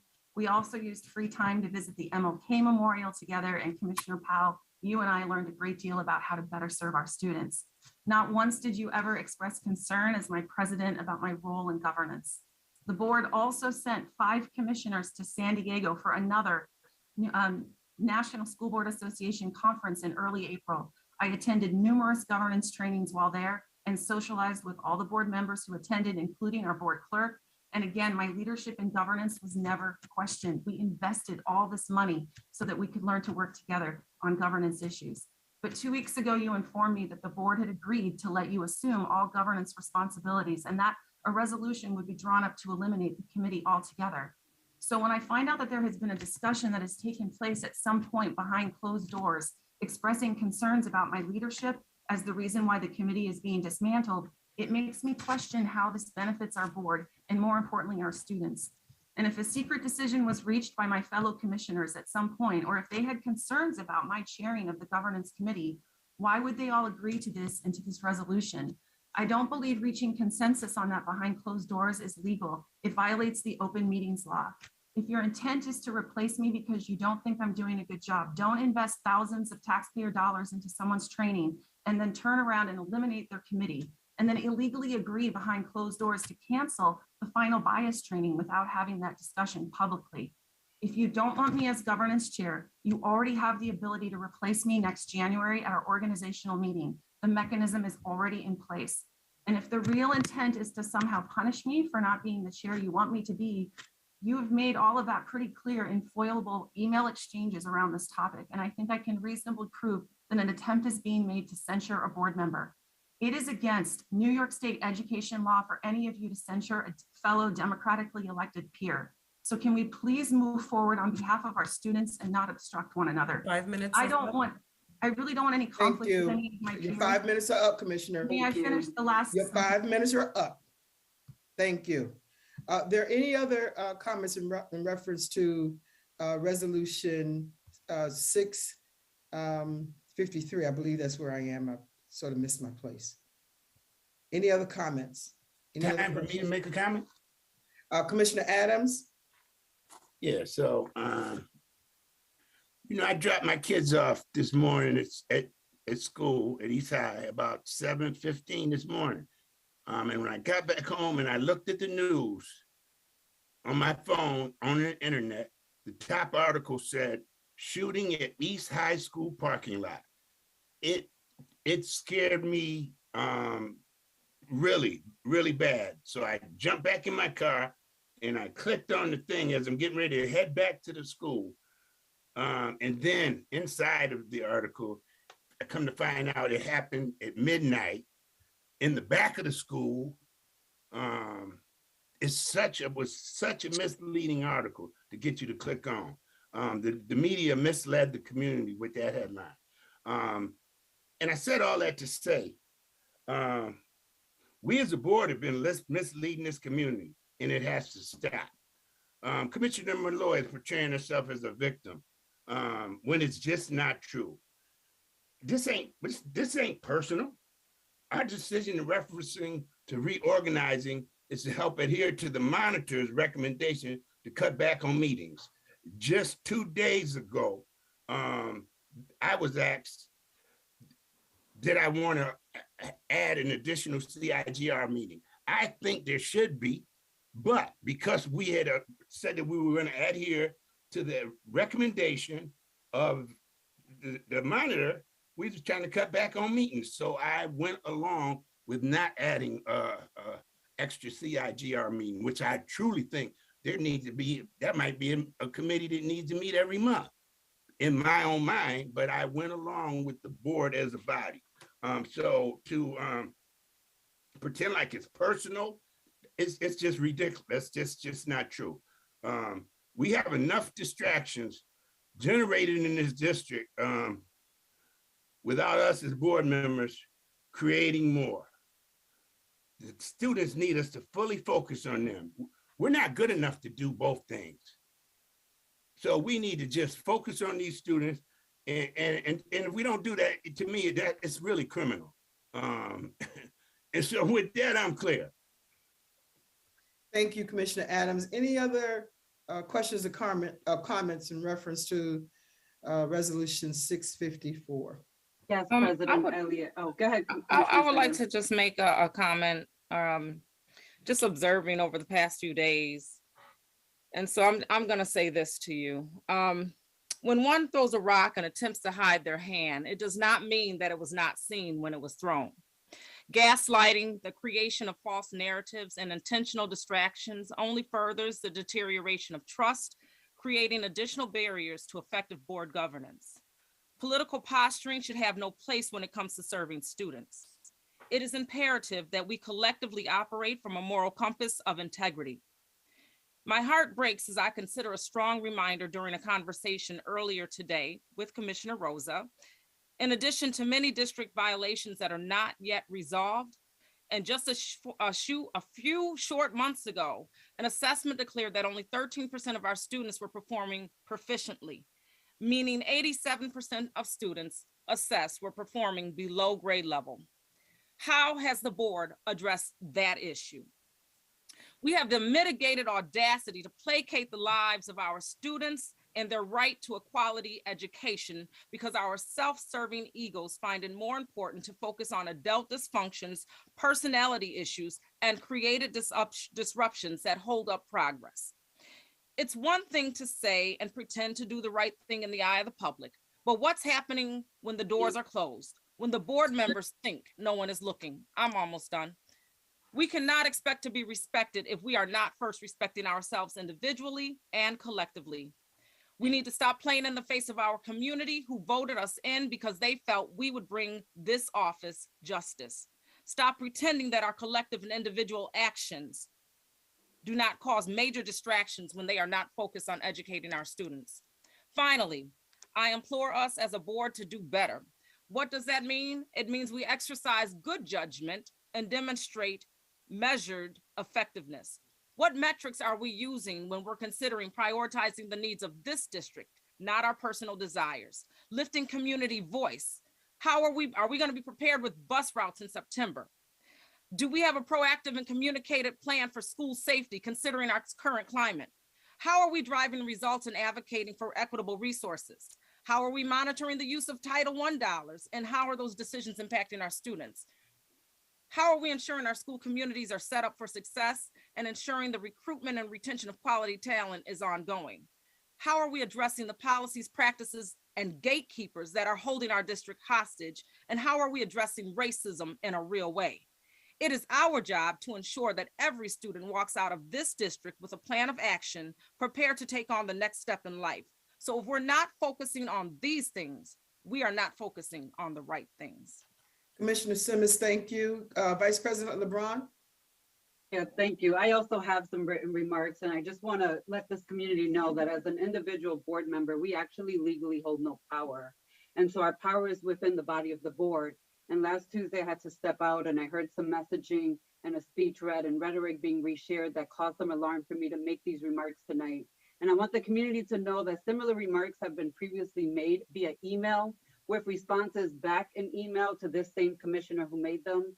And I myself try to operate to the best of my ability with integrity and honesty and transparency. It wasn't a campaign slogan for me. This is how I operate on a day-to-day basis. So this notion that a chairperson was voted into a board and voted into a board majority leadership role is a moot point, right? We're all elected by majority to chair within the board and to hold our internal leadership seats. That's how it works. Also referencing the racial bias training that did not work for board members of color, to the vote of 5-2. I just want to remind the community that 5 of those yes votes, that only 3 remain on the board. Those 3 are Commissioner Powell, Commissioner Malloy, and the other commissioner being Commissioner Adams, who did attend and did not have a positive experience. So now this beforehand in support of change is now in support of changing direction. In fact, the board majority is. This is how it works with the decisions of the board majority. This is not President Elliott's decision alone, nor an abuse of her power, nor ever because she disagrees with Malloy on teaching and learning, or as she alluded, supporting all employees and policies that are best for employees. None of that is actually true. Malloy is not the only board member who is constantly advocating for our kids or our staff. The notion that the conversations happen in executive session is also false. It is executive sessions do allow to discuss board members and our staff, and we do it frequently and often, myself included. You know, I too have failed and had issues where I made mistakes, and this board came into an executive session and we had some conversations about myself. So I own that, and I just want the community to know that it happened to me, and that's how it went down. In addition, the superintendent evaluation is not one board member's role. We all give individual evaluations and then one summary through a system called Super Eval. There was a comment made that from Malloy that perhaps President Elliott was trying to lead this conversation and alluding that she has an improper relationship with the superintendent. She is one board member, and again, it requires the board majority.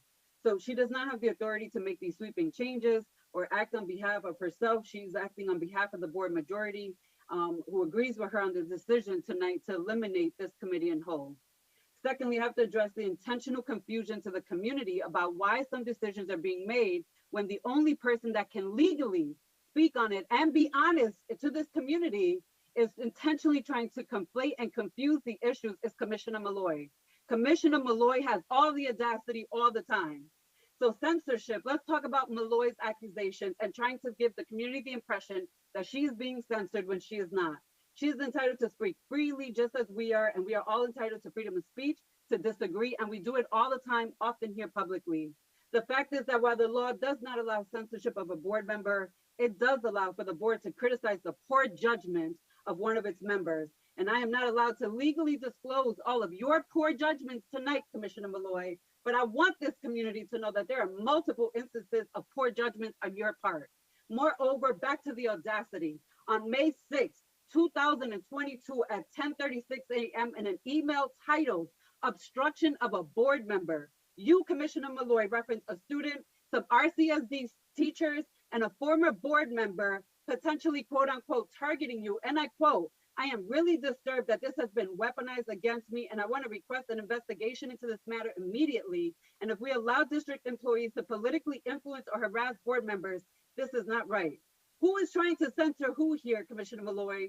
You want us to investigate teachers for freedom of speech. No teacher or student was harassing you. It seems apparent that when anyone calls you out, regardless of their position or age, you make the claim that you are the victim and that they are wrong. The twisting of the facts is troublesome. And it appears to me that based on the entirety of that email and the many others that you have sent over the last several weeks, that you believe an alternative set of facts that you hold on to as true. And I know, and I want to reiterate this, that staff have the right to have freedom of speech and have never seen you call for any investigation of a teacher when they were speaking ill of any of the board members or the superintendent. And I want to remind you and other board commissioners and the community that the community, including our staff, have a right to criticize us all, and they're entitled to do so. And with that, do not talk about the children of this district or the families that we as a board are having, that we're serving and having these conversations. 5 minutes are up. My time's up. Thank you. Thank you. And I'd just like to make final statements around this.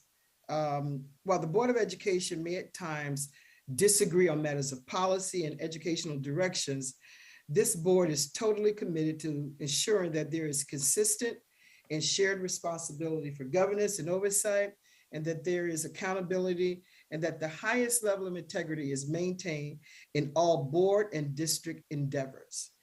Just want to make that statement with regard to this. And Commissioner Malloy, is that an old hand? No, it was a new hand. I just needed to comment. Excuse me? You're muted. It was a new hand. Okay. So I'm not even going to address everything. I think we need to get back to our students. All I will say is this: a decision was made to cancel the bias training that we approved as a board. I have an email in front of me from you that states that we discussed this as a board. I was not part of that discussion, and there was no public discussion about the cancellation of our bias training. We paid someone to do this training with the understanding that we were going to revisit this at the end and then decide on better vendors and the needs of our actual board. This wasn't a decision that I made as the chair. This was the decision of the body as a whole. Clearly that it doesn't seem to be working for some of our members. It was always the understanding that this was a one-year bias training and that we would revisit as needed. And that's what I hope we do this next year. All right, thank you, Commissioner Malloy. Well, I just wanted to say that in the email that you sent me, you said that we discussed this after executive session on May 10th. I went back to that meeting and I looked at the video. Are you talking directly to me? I'm telling the board. Oh, okay. It has been stated publicly by our vice president at our last meeting that there was a discussion that took place in public session. There was never a discussion about canceling the racial bias training with everyone present. If that decision was made during an executive session to cancel it, I mean, there should have been a resolution. That decision was made behind closed doors. I have an email from you saying that that you had that discussion, but I've gone back to the meeting and looked at it. And there was never, after executive session, there was never a discussion that occurred. All right, let me have the general counsel to weigh in on this. I just want to say as counsel to the board, just remind the board that disclosure of matters discussed in executive session. I wasn't at the executive session. I understand. I'm just giving just a general disclaimer information to the board. To please be cautious with your words. Disclosure of matters discussed in executive session is a violation and a potentially make you subject to removal. And disclosure of any personally identifiable information related to students is also a violation. Just please keep that in mind as you discuss these matters. Thank you. Okay, Commissioner LeBron. Yeah, I just want to point out that so Adrian is right. We cannot disclose what was discussed in executive session, but I do want to point out to the public that we have a right as a board to discuss board members, including ourselves, in executive session to the same level we were talking about an employee. So think about it as a matter of human resources, if you will. And so conversations are had there. That's where the privacy lies to the same level as a human resources matter for executive session purposes. I also want to point out that there are multiple ways to cancel a meeting and that it's not just a few board members. It is the board majority. The board majority is 4.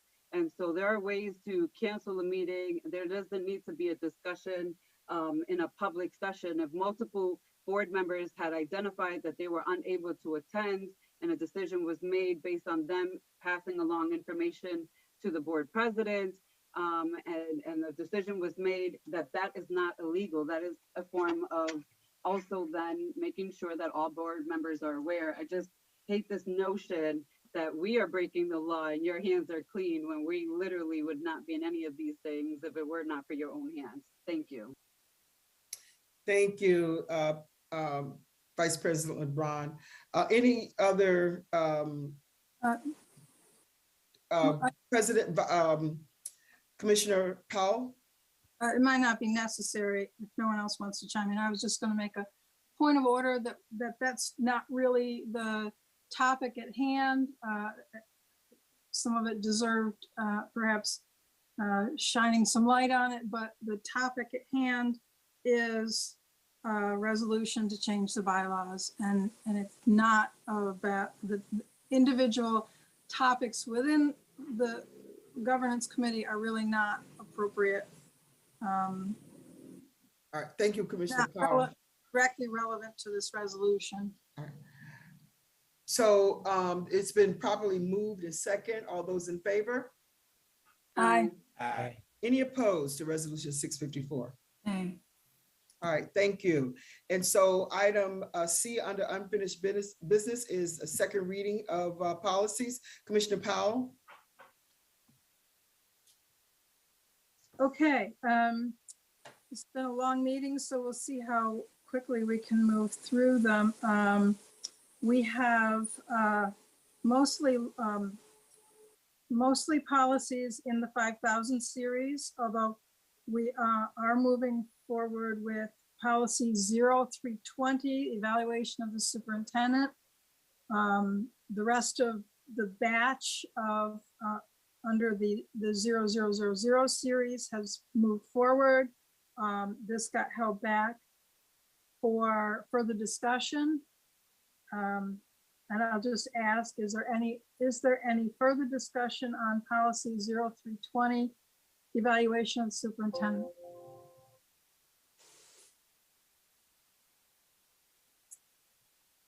Hearing none, and I would urge our listening public, if they have any input on any of these, their last chance to speak to the topic is next month when during the sign up for speakers on items on the agenda. The next policy is our student attendance and withdrawal policy, 5100. This is a second reading. Are there any questions or concerns with that policy? Commissioner Powell, I did have some concerns about the attendance policy, and I'm trying to pull up the policy and I don't seem to be able to get it right away. But we can put it up on screen. Okay. In that policy, it referenced that kindergarten was mandated and referenced the 2012 state policy around mandated kindergarten. And for what I understand is that that kindergarten was still an option unless they officially enrolled it. So if parents did not enroll their children into kindergarten, they were not going to be penalized for that if they had not enrolled them at all. But if they did enroll them, and if for some reason that they stopped going, that there was a requirement for them to go. Has there been an update to that policy? Because in that policy, we're saying that they are mandated to attend. And I interpret it as meaning, all of those students who are eligible for kindergarten. So did I misread that? Your understanding is what the policy reads. Once the parent enrolls their child in kindergarten, they're obligated to stay in kindergarten. That is your understanding, and I believe that that's how the policy reads. I think maybe Adrian might want to chime in. I don't know that I can pinpoint this, but that's not part of the policy language we changed. And I doubt that it's been wrong all these years. Yeah, but I'm thinking, but as I interpret it, because again, I could be wrong, is that we're requiring, and maybe what it's saying is that those students, once they're enrolled into kindergarten, there is attendance. And so I may be misreading that. That is correct. That's what the language says. Once they're enrolled, they have the parents have an obligation to keep their child enrolled or otherwise communicate with us that they're transferring or to another school or what have you. Adrian, do you have something to say on this? There is a paragraph that says exactly that. Once a child has enrolled in school at any grade level from kindergarten, the provisions of this policy take effect. Okay. Oh, Commissioner Adams, you have a question? Yes, so I recall this being a discussion of ours when I first got on the board. When I first got on the board, it was like 90 days before the pandemic hit. And we had talked about we might need to, as a board, go to the Albany to advocate because kids at that age get sick so much. We should not be promoting them to come in spreading that. Because I used to basically tell if my kid's snot was green, I wasn't taking them in. And I hope you didn't bring your kids into school when their snot was that color and have my kids all sick. And so, but it's chronic absenteeism that they really need to take a look at that because if the data is true, this whole district is behind in chronic absenteeism. And we, because it's a state issue thing, the pandemic is over, man. I'm ready to go. We need to go to Albany. That's what we need to do as a board. 3 can go 1 week and 2 more the next week. And we need to go advocate for changing that policy about the absenteeism. And not just with the kids, not just with the little kids, but that was one thing that we had discussed with each other, like in January or February of 2020. I recall it. So Commissioner Adams, I'm willing to have you as chair of the Community Intergovernmental Relations to, arrange that. Now we're getting into June, so we may not need to go to Albany, but we can meet with our legislators here in the area. So if you're willing to put that together. I am. Okay. All right. Thank you. Commissioner Powell, I'm sorry. I have another question. Commissioner Powell, you're muted. No, Commissioner Powell was muted. She was talking the whole time. Okay. So Commissioner, I have another question. On the same policy? Yes. Okay. So it talked in here about class participation and attendance, and I'm sort of interpreting that as meaning that somehow class participation is tied into attendance, and I'm wondering if that's the wrong connection to make. I mean, in terms of the attendance policy, class participation in terms of academic success, that's one thing, but I don't understand why we're connecting, and again, I don't have it before me, but there was some language with regard to class participation, specifically as it connects to attendance. And I wasn't real convinced that, and what that class participation looks like as it relates to attendance. I'm just unclear about that. And should that language of class participation be included in that policy? I should direct this to the superintendent or one of her academic people right away. But what I will say, there are some classes where attendance matters, like gym class, dance class, where if they're not there, they can't possibly get a passing grade, right? And there's not an easy way to make it up. There are ways to make up a gym class even, but Superintendent, would you like to field that question, or would you like someone else to field that question? Or do you want to put that on the question log? President Elliott? Yeah, well, that's fine, but should this statement be in the attendance policy in any way, actually?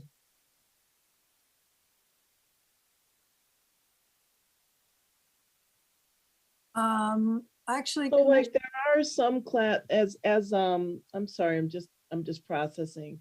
So as Commissioner Howell said, there are some classes that attendance, like phys ed, dance. Also, there's an attendance requirement for like laboratory work in your science courses. There's an absolute definitive attendance that you have to maintain for that. So why don't we put this on the question log, do a little more investigation, and then come back around this in totality? Yeah, because I think that should be reworded in some way that, because somehow class participation is being connected to attendance. And to me, attendance should stand on its own without having there to be the connection of class participation per se. So yeah, I would like that to be added to the question log, Commissioner Powell. Sure. I hope that we can get a satisfactory answer to you without pulling it and without having to reword the policy, because some of that is dictated by the state's expectations.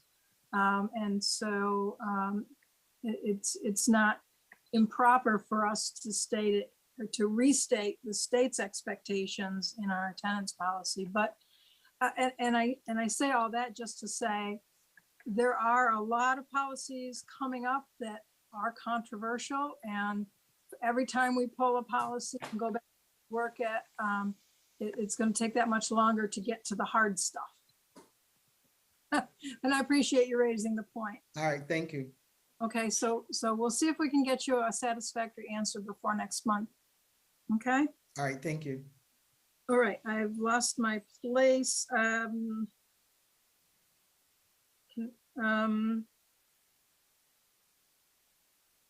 Policy regarding children and families in transition under the McKinney-Vento Act. This was carefully reviewed by the appropriate administrators. Are there any questions on this?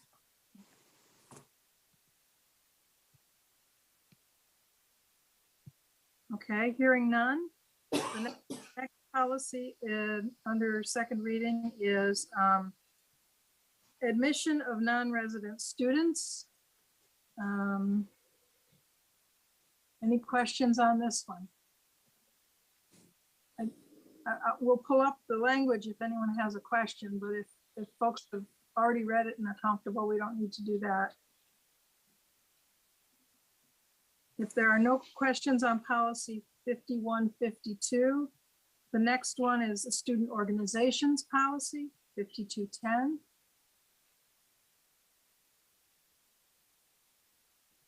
Hearing no questions, the next policy is school uniforms policy, 5230.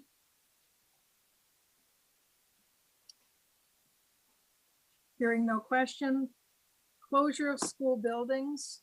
This has been revised at least once since it was first created. I don't know if it's satisfactory or not, but this is kind of like our last chance to review the protocols of school closures that the board has laid out prior to the superintendent making recommendations for the next school year. This one's kind of a biggie. I hope everyone's like reviewed the language and is comfortable with it. As Vice President, oh my goodness, Commissioner Powell, I have my hand raised. Yes. I do have some questions on this one because I did have some comments from the first reading and I'm having a hard time. Okay, here's the clean. I was like, I'm having a hard time opening the clean version, but I didn't know if the track changes. I was trying to do a comparison for both. The rationale for the closure, there was a piece on here around equity. Was that removed as language? Is that what happened? Because I had asked for, it said the superintendent of schools shall develop, oh, it's still there, but I had asked for clarity on what that actually meant. And I just want us to be mindful because we continuously use the word equity and it's coming from different people, different perspectives. And when we're voting on these things or having conversations, if we haven't even defined, and actually Commissioner Simmons, I brought this up too, even with the ESA, like we're just throwing the word equity out here. We see it come up in policies. We haven't even defined what we're going to commit to as a definition for equity to have it in a policy that can change even with the perception of new board members. I would like to have that flushed out a little bit more. And I know that this is second reading before it goes into third. And then the other piece, you know, Can I address before you move on? Yeah. we didn't change the language in that sentence, but we added language to E. And did we add any new language to F? In E, one operating definition of equity is the distribution of remaining facilities. Is the city adequately covered with school buildings, or is there effectively an education desert somewhere? Way back once upon a time, there was a school down in the southernmost part of the city, like around Crittenden, you know, in the middle of what is pejoratively referred to as the white coat ghetto. When that closed, that put a lot more pressure on School 12 because it's the only school that serves the southernmost part of the city on the east side of the river. So one definition of equity is, are there still schools within walking distance for students if that school closes? You know, what is the distribution of remaining schools, whether it be in walk zones or whether it be described in within our 3 zones? That's one of the biggest discussions about what equity looks like. And obviously, if the remaining schools are all like on the receivership list, isn't that functionally the same as not having any schools at all? Okay, so that's the intention of some of the language added to subsection E in an effort to try to illuminate what equity means. We might not have done a perfect job, but we attempted to be more specific than what we had before. Okay, can I just add then to that piece that we're not talking about equity, we're talking about equitable options for students and families, especially if we're tying it. I personally would like to expand E anyway to not just tie it to the managed choice, because again, if you geo map where our schools are located by zip codes and zones versus our managed choice policy, there is a disconnect there. And also, in addition to that, even when the administration was proposing some of the school closures, I'm still stuck on this because it's just mind-blowing to me that 3 of the schools that they were considering closing and merging were in the Northwest, and there are no junior high school options or high school options for females currently in the Northwest. And because we're closing leadership, it leaves us with no current options for 7th through 12th grades for boys or girls. So I just want to be mindful of those things. And when we're having these conversations about school closures, that they're somewhere along the way, I see that there's a rationale for closure, academic, social impact, right, for closure, the physical condition. These are all data points. And I want to specifically call out that we're asking for accurate, cohesive data, because even when they gave us information, they were giving us the fire code to a building, and the fire code to a building can have substantially more people that can fit in a building. That does not convert into actual classrooms that can be utilized and kids can like learn in and equal to a number of teachers and student classroom sizes. So I just want to be clear, because you're right, this is going to come up, I believe, in the next year as we move forward in these conversations. And I want to make sure that this policy, out of some of the other ones we're talking about tonight, gets the attention and the due diligence and the language as we move forward making decisions. Thank you. Thank you, Vice President LeBron. Commissioner Simmons? Thank you, President Elliott. I'll be brief. Yeah, you know, NISBA has a nice definition of equity and what have you. And so it's not so much getting caught up in the nuances of the definition, although I think we need to have a clear, uniform definition. I just want to see us demonstrate how we are practicing it. And so not just saying that we're going to do we're going to have equity, or we're going to have equitable resources. Like, what does that break down to? So when we say equitable resources, people should be able to look at that and say, oh, this is what they're doing to gain equity. And I think it's in some spaces, but I think we can be more intentional in some other work that we're doing here in the district. Yeah, so I'd like to just add on to what both Vice President LeBron and Commissioner Simmons has articulated. So for me, I think the Vice President is correct, and I think we do need a more specific definition of what equity means when it comes to school closures. And I also say that in line of, I think we have to keep in mind also that we're getting ready to go into phase 3. So what does, if we're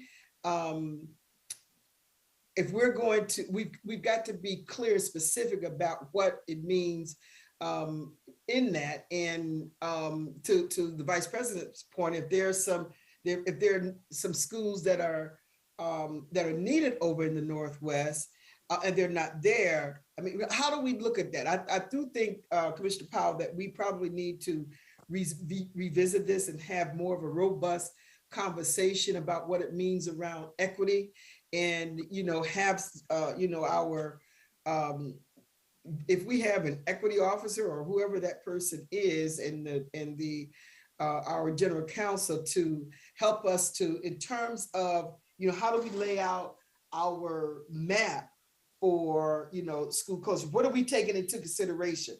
Low academic performance, or, because now that we did close leadership, is there sufficient schools in that particular area so that, we can, although it's already closed, that we can close leadership. So I think that, there needs to be some robust conversation around it. Commissioner LeBron, did you have another question? I saw your hand go up, then go down. No, that was the old hand, so I took Okay, it down. I apologize. All right. So Commissioner Elliott, when it comes to the policies, I serve at the pleasure of the board. If there, but I want to underscore that the equity lens is a very small part of this policy. This is not an equity policy. This is a school closures policy. If we send this back to the policy committee to work on more language, then we probably have to pull up the track changes version to see. It may be that there'll be even less language on the topic of equity in the existing policy, less clarity, and the existing policy is what will govern the superintendent's process for evaluating schools for closure until something new comes along. Well, so what I'm trying to say is I'd like for us to consider not letting the good be the enemy of perfect, or however that expression goes. If there's our 4 votes right now to send this back to committee, we'll go back to committee. Yeah, I think that in terms of a couple of things come up. One is that, we're looking at, trying to be equitable about where the school closures are going to be. Also take in mind that what I'm thinking is that the superintendent has a right to close schools herself if, they're not performing in receivership. So all of those things I think need to be considered. And, but I also think though, because the district is framing itself as an equitable school district, I don't think that language is lost. So, but I see that our general counsel has his hand raised. Yeah, I just wanted to add that the district does have a policy on equity, and it's policy 0201, it's equity and educational excellence, and it does give definition of some definitions of equity in that policy, and that policy was adopted March 29th, 2018. So I think, maybe if our recollections are refreshed regarding that policy, and maybe that policy is linked, if that policy is a sufficient definition for equity for the commissioners, and that policy is linked to the school closure policy. Maybe that will be sufficient because as you can see, every commissioner will have a varying definition of policy of equity, but the district does have an adopted policy called equity and educational excellence. So linking that one to the school closure policy might be the expedient route to get a resolution.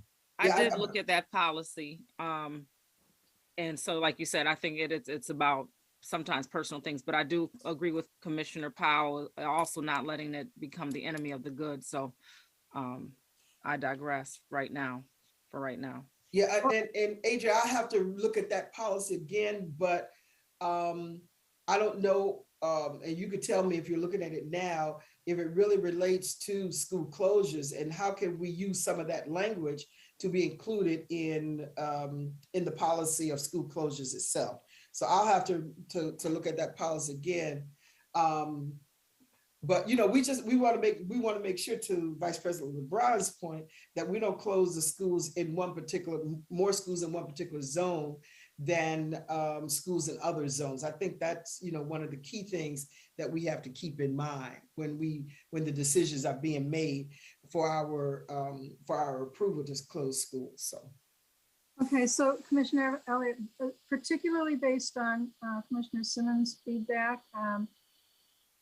my inclination is for us to just continue moving through the second reading, the rest of the policies, and next month, if the board votes down the policy amendments that are being presented, then we'll know that it has to go back to the policy committee and for more work.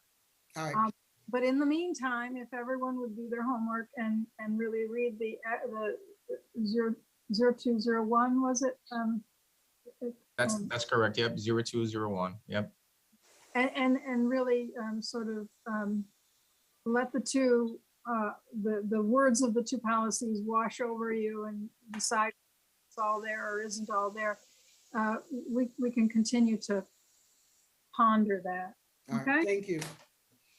Okay, so the next policy, again, I've lost my place here, is, that was it for the second reading amendments. We do have a proposed second reading rescission, or actually 3. The co-curricular and extracurricular programs policy 5200 was deemed redundant to the student organizations, I think, policy. So we're proposing that policy be rescinded. If there's any feedback on that. Next, the student discipline policy, that's sort of left over from our code of conduct work. It's completely, as is the student rights and responsibilities. The content of those policies got rolled into our code of conduct quite some time back, but we didn't delete this redundant language. So that's why those two are on the list of rescission policies. Okay. That would take us to new business if everyone's ready for that. The first readings, we're in the 4000 series, which is the students policies.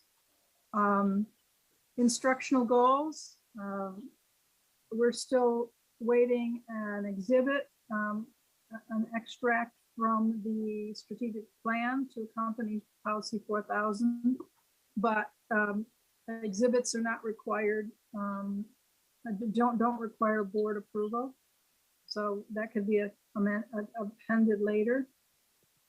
Any questions on our instructional goals policy? Our arts education policy 4320. I don't think that changed much. Folks might remember from our policy committee when we discussed it there. The next policy is the preschool education programs policy. If you will recall, we had some conversations about rescinding policy 0 to 10. This is the policy that we referred to. This preschool program policy is the policy that has the language from that policy we were talking about rescinding. So we do have a preschool education program policy that's far more robust than the language that was in the 0 to 10. Next, we have the multicultural global education policy 4350. I'm not recalling any major changes to that. Any questions? Next is the homework policy 4730. I think we had quite a bit of discussion about that during the policy committee.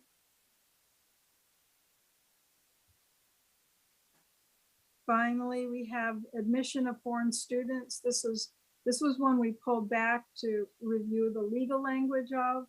It was reviewed and decided that the language that people had concerns over were terms of art in the legal world. So we did not make any new changes to our proposed policy 5152.1.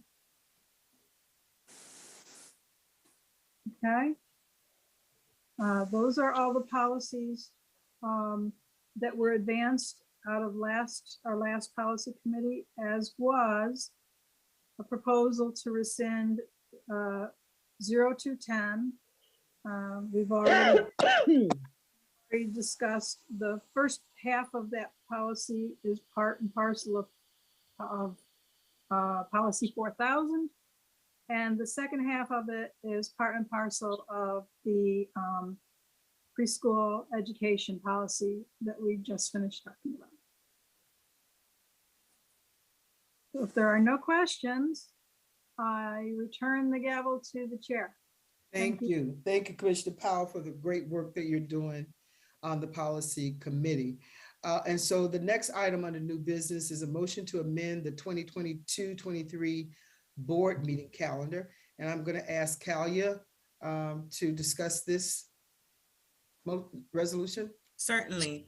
As I shared a little bit earlier, given the challenges with ensuring that graduation days are not conflicted with the June business meeting, next year I'm proposing that the board utilize the 5th week in June for their business meeting, as the 4th week in June is usually roundabouts when schools decide to do their graduations. And so I consulted with the communications department, and they are in also agreement with that. And so I'm bringing back the meeting calendar to adjust that date for next year's calendar. What is that date calendar for the board meeting? So the board meeting, the new date for the board meeting for June 2023 would be the 29th of June instead of the 22nd. Any questions? Excuse me. Any questions on the calendar?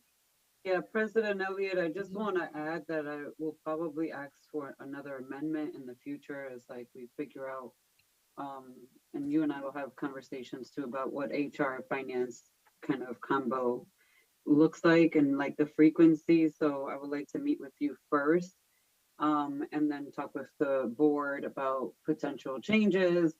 But I just want to put that out there. So no questions on this. And then the other piece, I know that our boardroom is going to have some remodeling done. And I know that our board clerk has mentioned potentially having us do board meetings at schools, perhaps during that construction. I don't know. I may be recalling this wrong, Kelly, and you can correct me. No, that is correct. We're looking Okay. at either having the board meetings virtually, considering that the provision to have virtual meetings is still in place. So either having virtual meetings during the time of construction or to have the board meetings at a school building. So we're looking at both options. Okay, so I want to emphasize now that my strong support would be that we move as a board to our school buildings to have a few of our board meetings. And actually, I think just as a good practice, we should do that at least twice, minimally a year, where we go to one of our schools and set up, and some of our schools, especially our newer schools in modernization, have the, building space and capacity to host us as a board, to have a public board meeting there. So just want to put that out there. I know we're voting on changing the dates, and I'm fine with that. And I appreciate that we're being conscious of not having board meetings during graduations. That's all I'll say for now. Thank you. All right, thank you, Vice President. Commissioner Powell? I just wanted to say, we're lucky to have a fifth Thursday. It doesn't happen every month. And I'm glad that at least for 2023, we have an option to go to. All right, thank you. Any other questions? So all those in favor of amending the 2022, 23 board calendar? Aye. Aye. Any opposed? Okay, that carries. I'm so sorry. I just want to make sure that there was a motion and a second because I did not document one. Oh, all right, then let me just Motion. Again. Motion. Vice President Second. LeBron, second.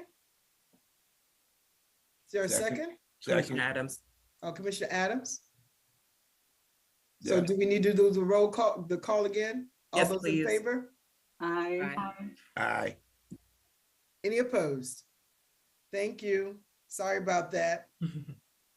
All right. And the next item, let me just get it. Excuse me. I'm all over the place with my screen Executive here. session. Yep. So can I get a motion for us to go into executive session to discuss? Excuse me, one second.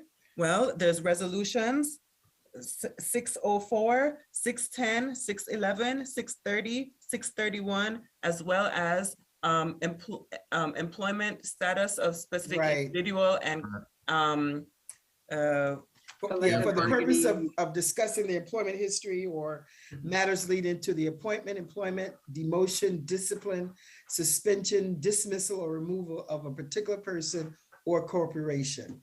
Motion. Is there a second? Second. All those in favor? Aye. All right, thank you. And we will be back out to vote on the resolutions. So we'll see you then. Thank you.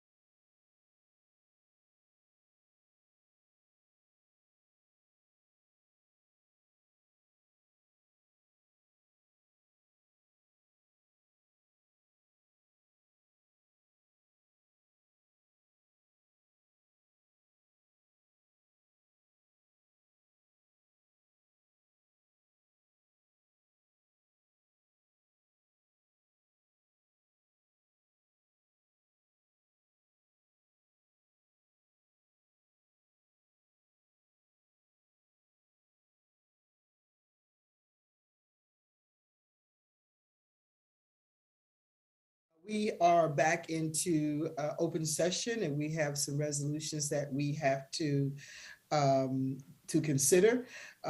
Resolution 604, we're asking that to be tabled. Can I get a motion for the tabling of Resolution 604? So moved. Is there a second? You must name the date To a date certain. certain. Oh, excuse me. So the date that would be considered is June 14th. 15th. So it was moved by, was that Commissioner Malloy? And Correct. seconded by, Vice President Elliott, Beatrice. I'm sorry, LeBron. all right. All those in favor? Aye. Any opposed? All right, 604 is tabled until June 14th. Can I get a motion for resolution 611 and 610 and 611? So moved. May I get a second for that? Second. Any questions or comments on resolution 610 and 611? Hearing none, all those in favor? Aye. Aye. Aye. Aye. All right, any opposed? Thank you. Need a motion to remove the name tool from resolution 630. So we need to amend that. Am I correct, Adrian? That is correct. Yep, absolutely. Yeah. No, the removal is for 631. We're gonna. Oh, 631. It's 631. 630, you can vote, you can remove, you can vote on 630 as is. Okay, 631. so let me just go to the motion to approve consideration of resolution 630. Is there a motion for that? So moved. Moved by Commissioner Malloy. Is there a second? Second. Second by Vice President LeBron. Any questions around or comments around resolution 630? Hearing none, all those in favor? Aye. Aye. Aye. Aye. Any more ayes to resolution 630? Okay, any opposed? Cal, did you get that vote? Yes, captured. Okay. All right, so on resolution 631, asking for amendment to that motion. Will someone make the amendment to remove? Motion to amend. Do we need to state specifically, given that these are, so we can say the name? Yes. Yes, you can say that. Okay, so motion to remove a tier tool from resolution 630. So that is the amendment. So all in favor of the amendment? Aye. I need a second. I'm sorry. There was All only a right, motion. second to the amendment? Second. All right. We got the amendment with the second? Yes, All so right. I just need a vote for that one now. All right, any questions regarding the amendment? Hearing none, all those in favor to 631 as amended?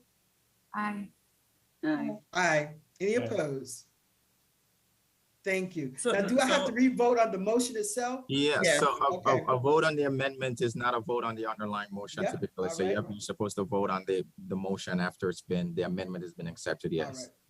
So a motion to consider resolution 631 as amended. Motion. Second. All right, moved by Commissioner Patterson, second by Commissioner Malloy. Any questions or comments on resolution 631 as amended? Hearing none, all those in favor? Aye. Aye. Any opposed? All right, I think that concludes our resolutions. I think we have a survey that we have to take. And so if you all will complete the survey. So the survey is posted. You may need to refresh your page because I'm working on doing all of these motions. So if you could just refresh your page, I want to make sure that you are correctly doing the survey. Oh, Did mine already. is my answer registered? I will double check. Let me look at it now.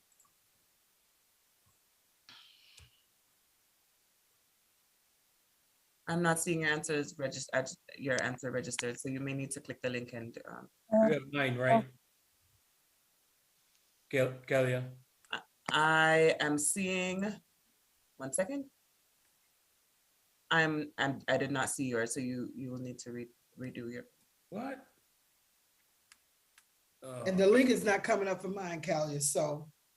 It's not coming up? No. Are you logged into Board Docs? The link is not posted publicly because then anyone would be able to do it. That would help if I was logged in. Yeah. Right. I did mine earlier before we came in executive session. Yes, that's what I'm saying. I've been working throughout executive session. I've been working to update the Board Docs with the different motions and amendments. So the only person I'm seeing in there right now Is me? Is Commissioner Adams. Okay, I'll do it again. Sorry for that. I do know that sometimes that happens when the refresh and the links. Yeah, I'm, here it is. Will you be offended if, it actually doesn't say anything about end times. I was gonna say, if I say no on that start and end time, but it only says start time, never mind. I'm not seeing mine. I'm not seeing it. Scroll upward, you may, because that's what happened to me, Commissioner Patterson. James, you have to log back in and you have to join again. What? You have to join the meeting again. You have to log back in. Oh my goodness. You could just refresh. You should be able to refresh and then join the meeting and refresh the page. Okay, I just refreshed.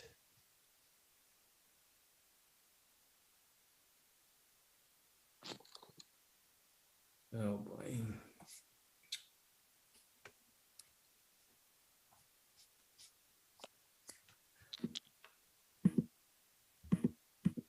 My bedtime's 9:30. So I'm way over. Welcome to our world. Yeah, that's for sure. Okay, I have. Cynthia, those are the better meetings. We've rolled out of Central at like 1 or 2 in the morning. Yeah. Oh, God.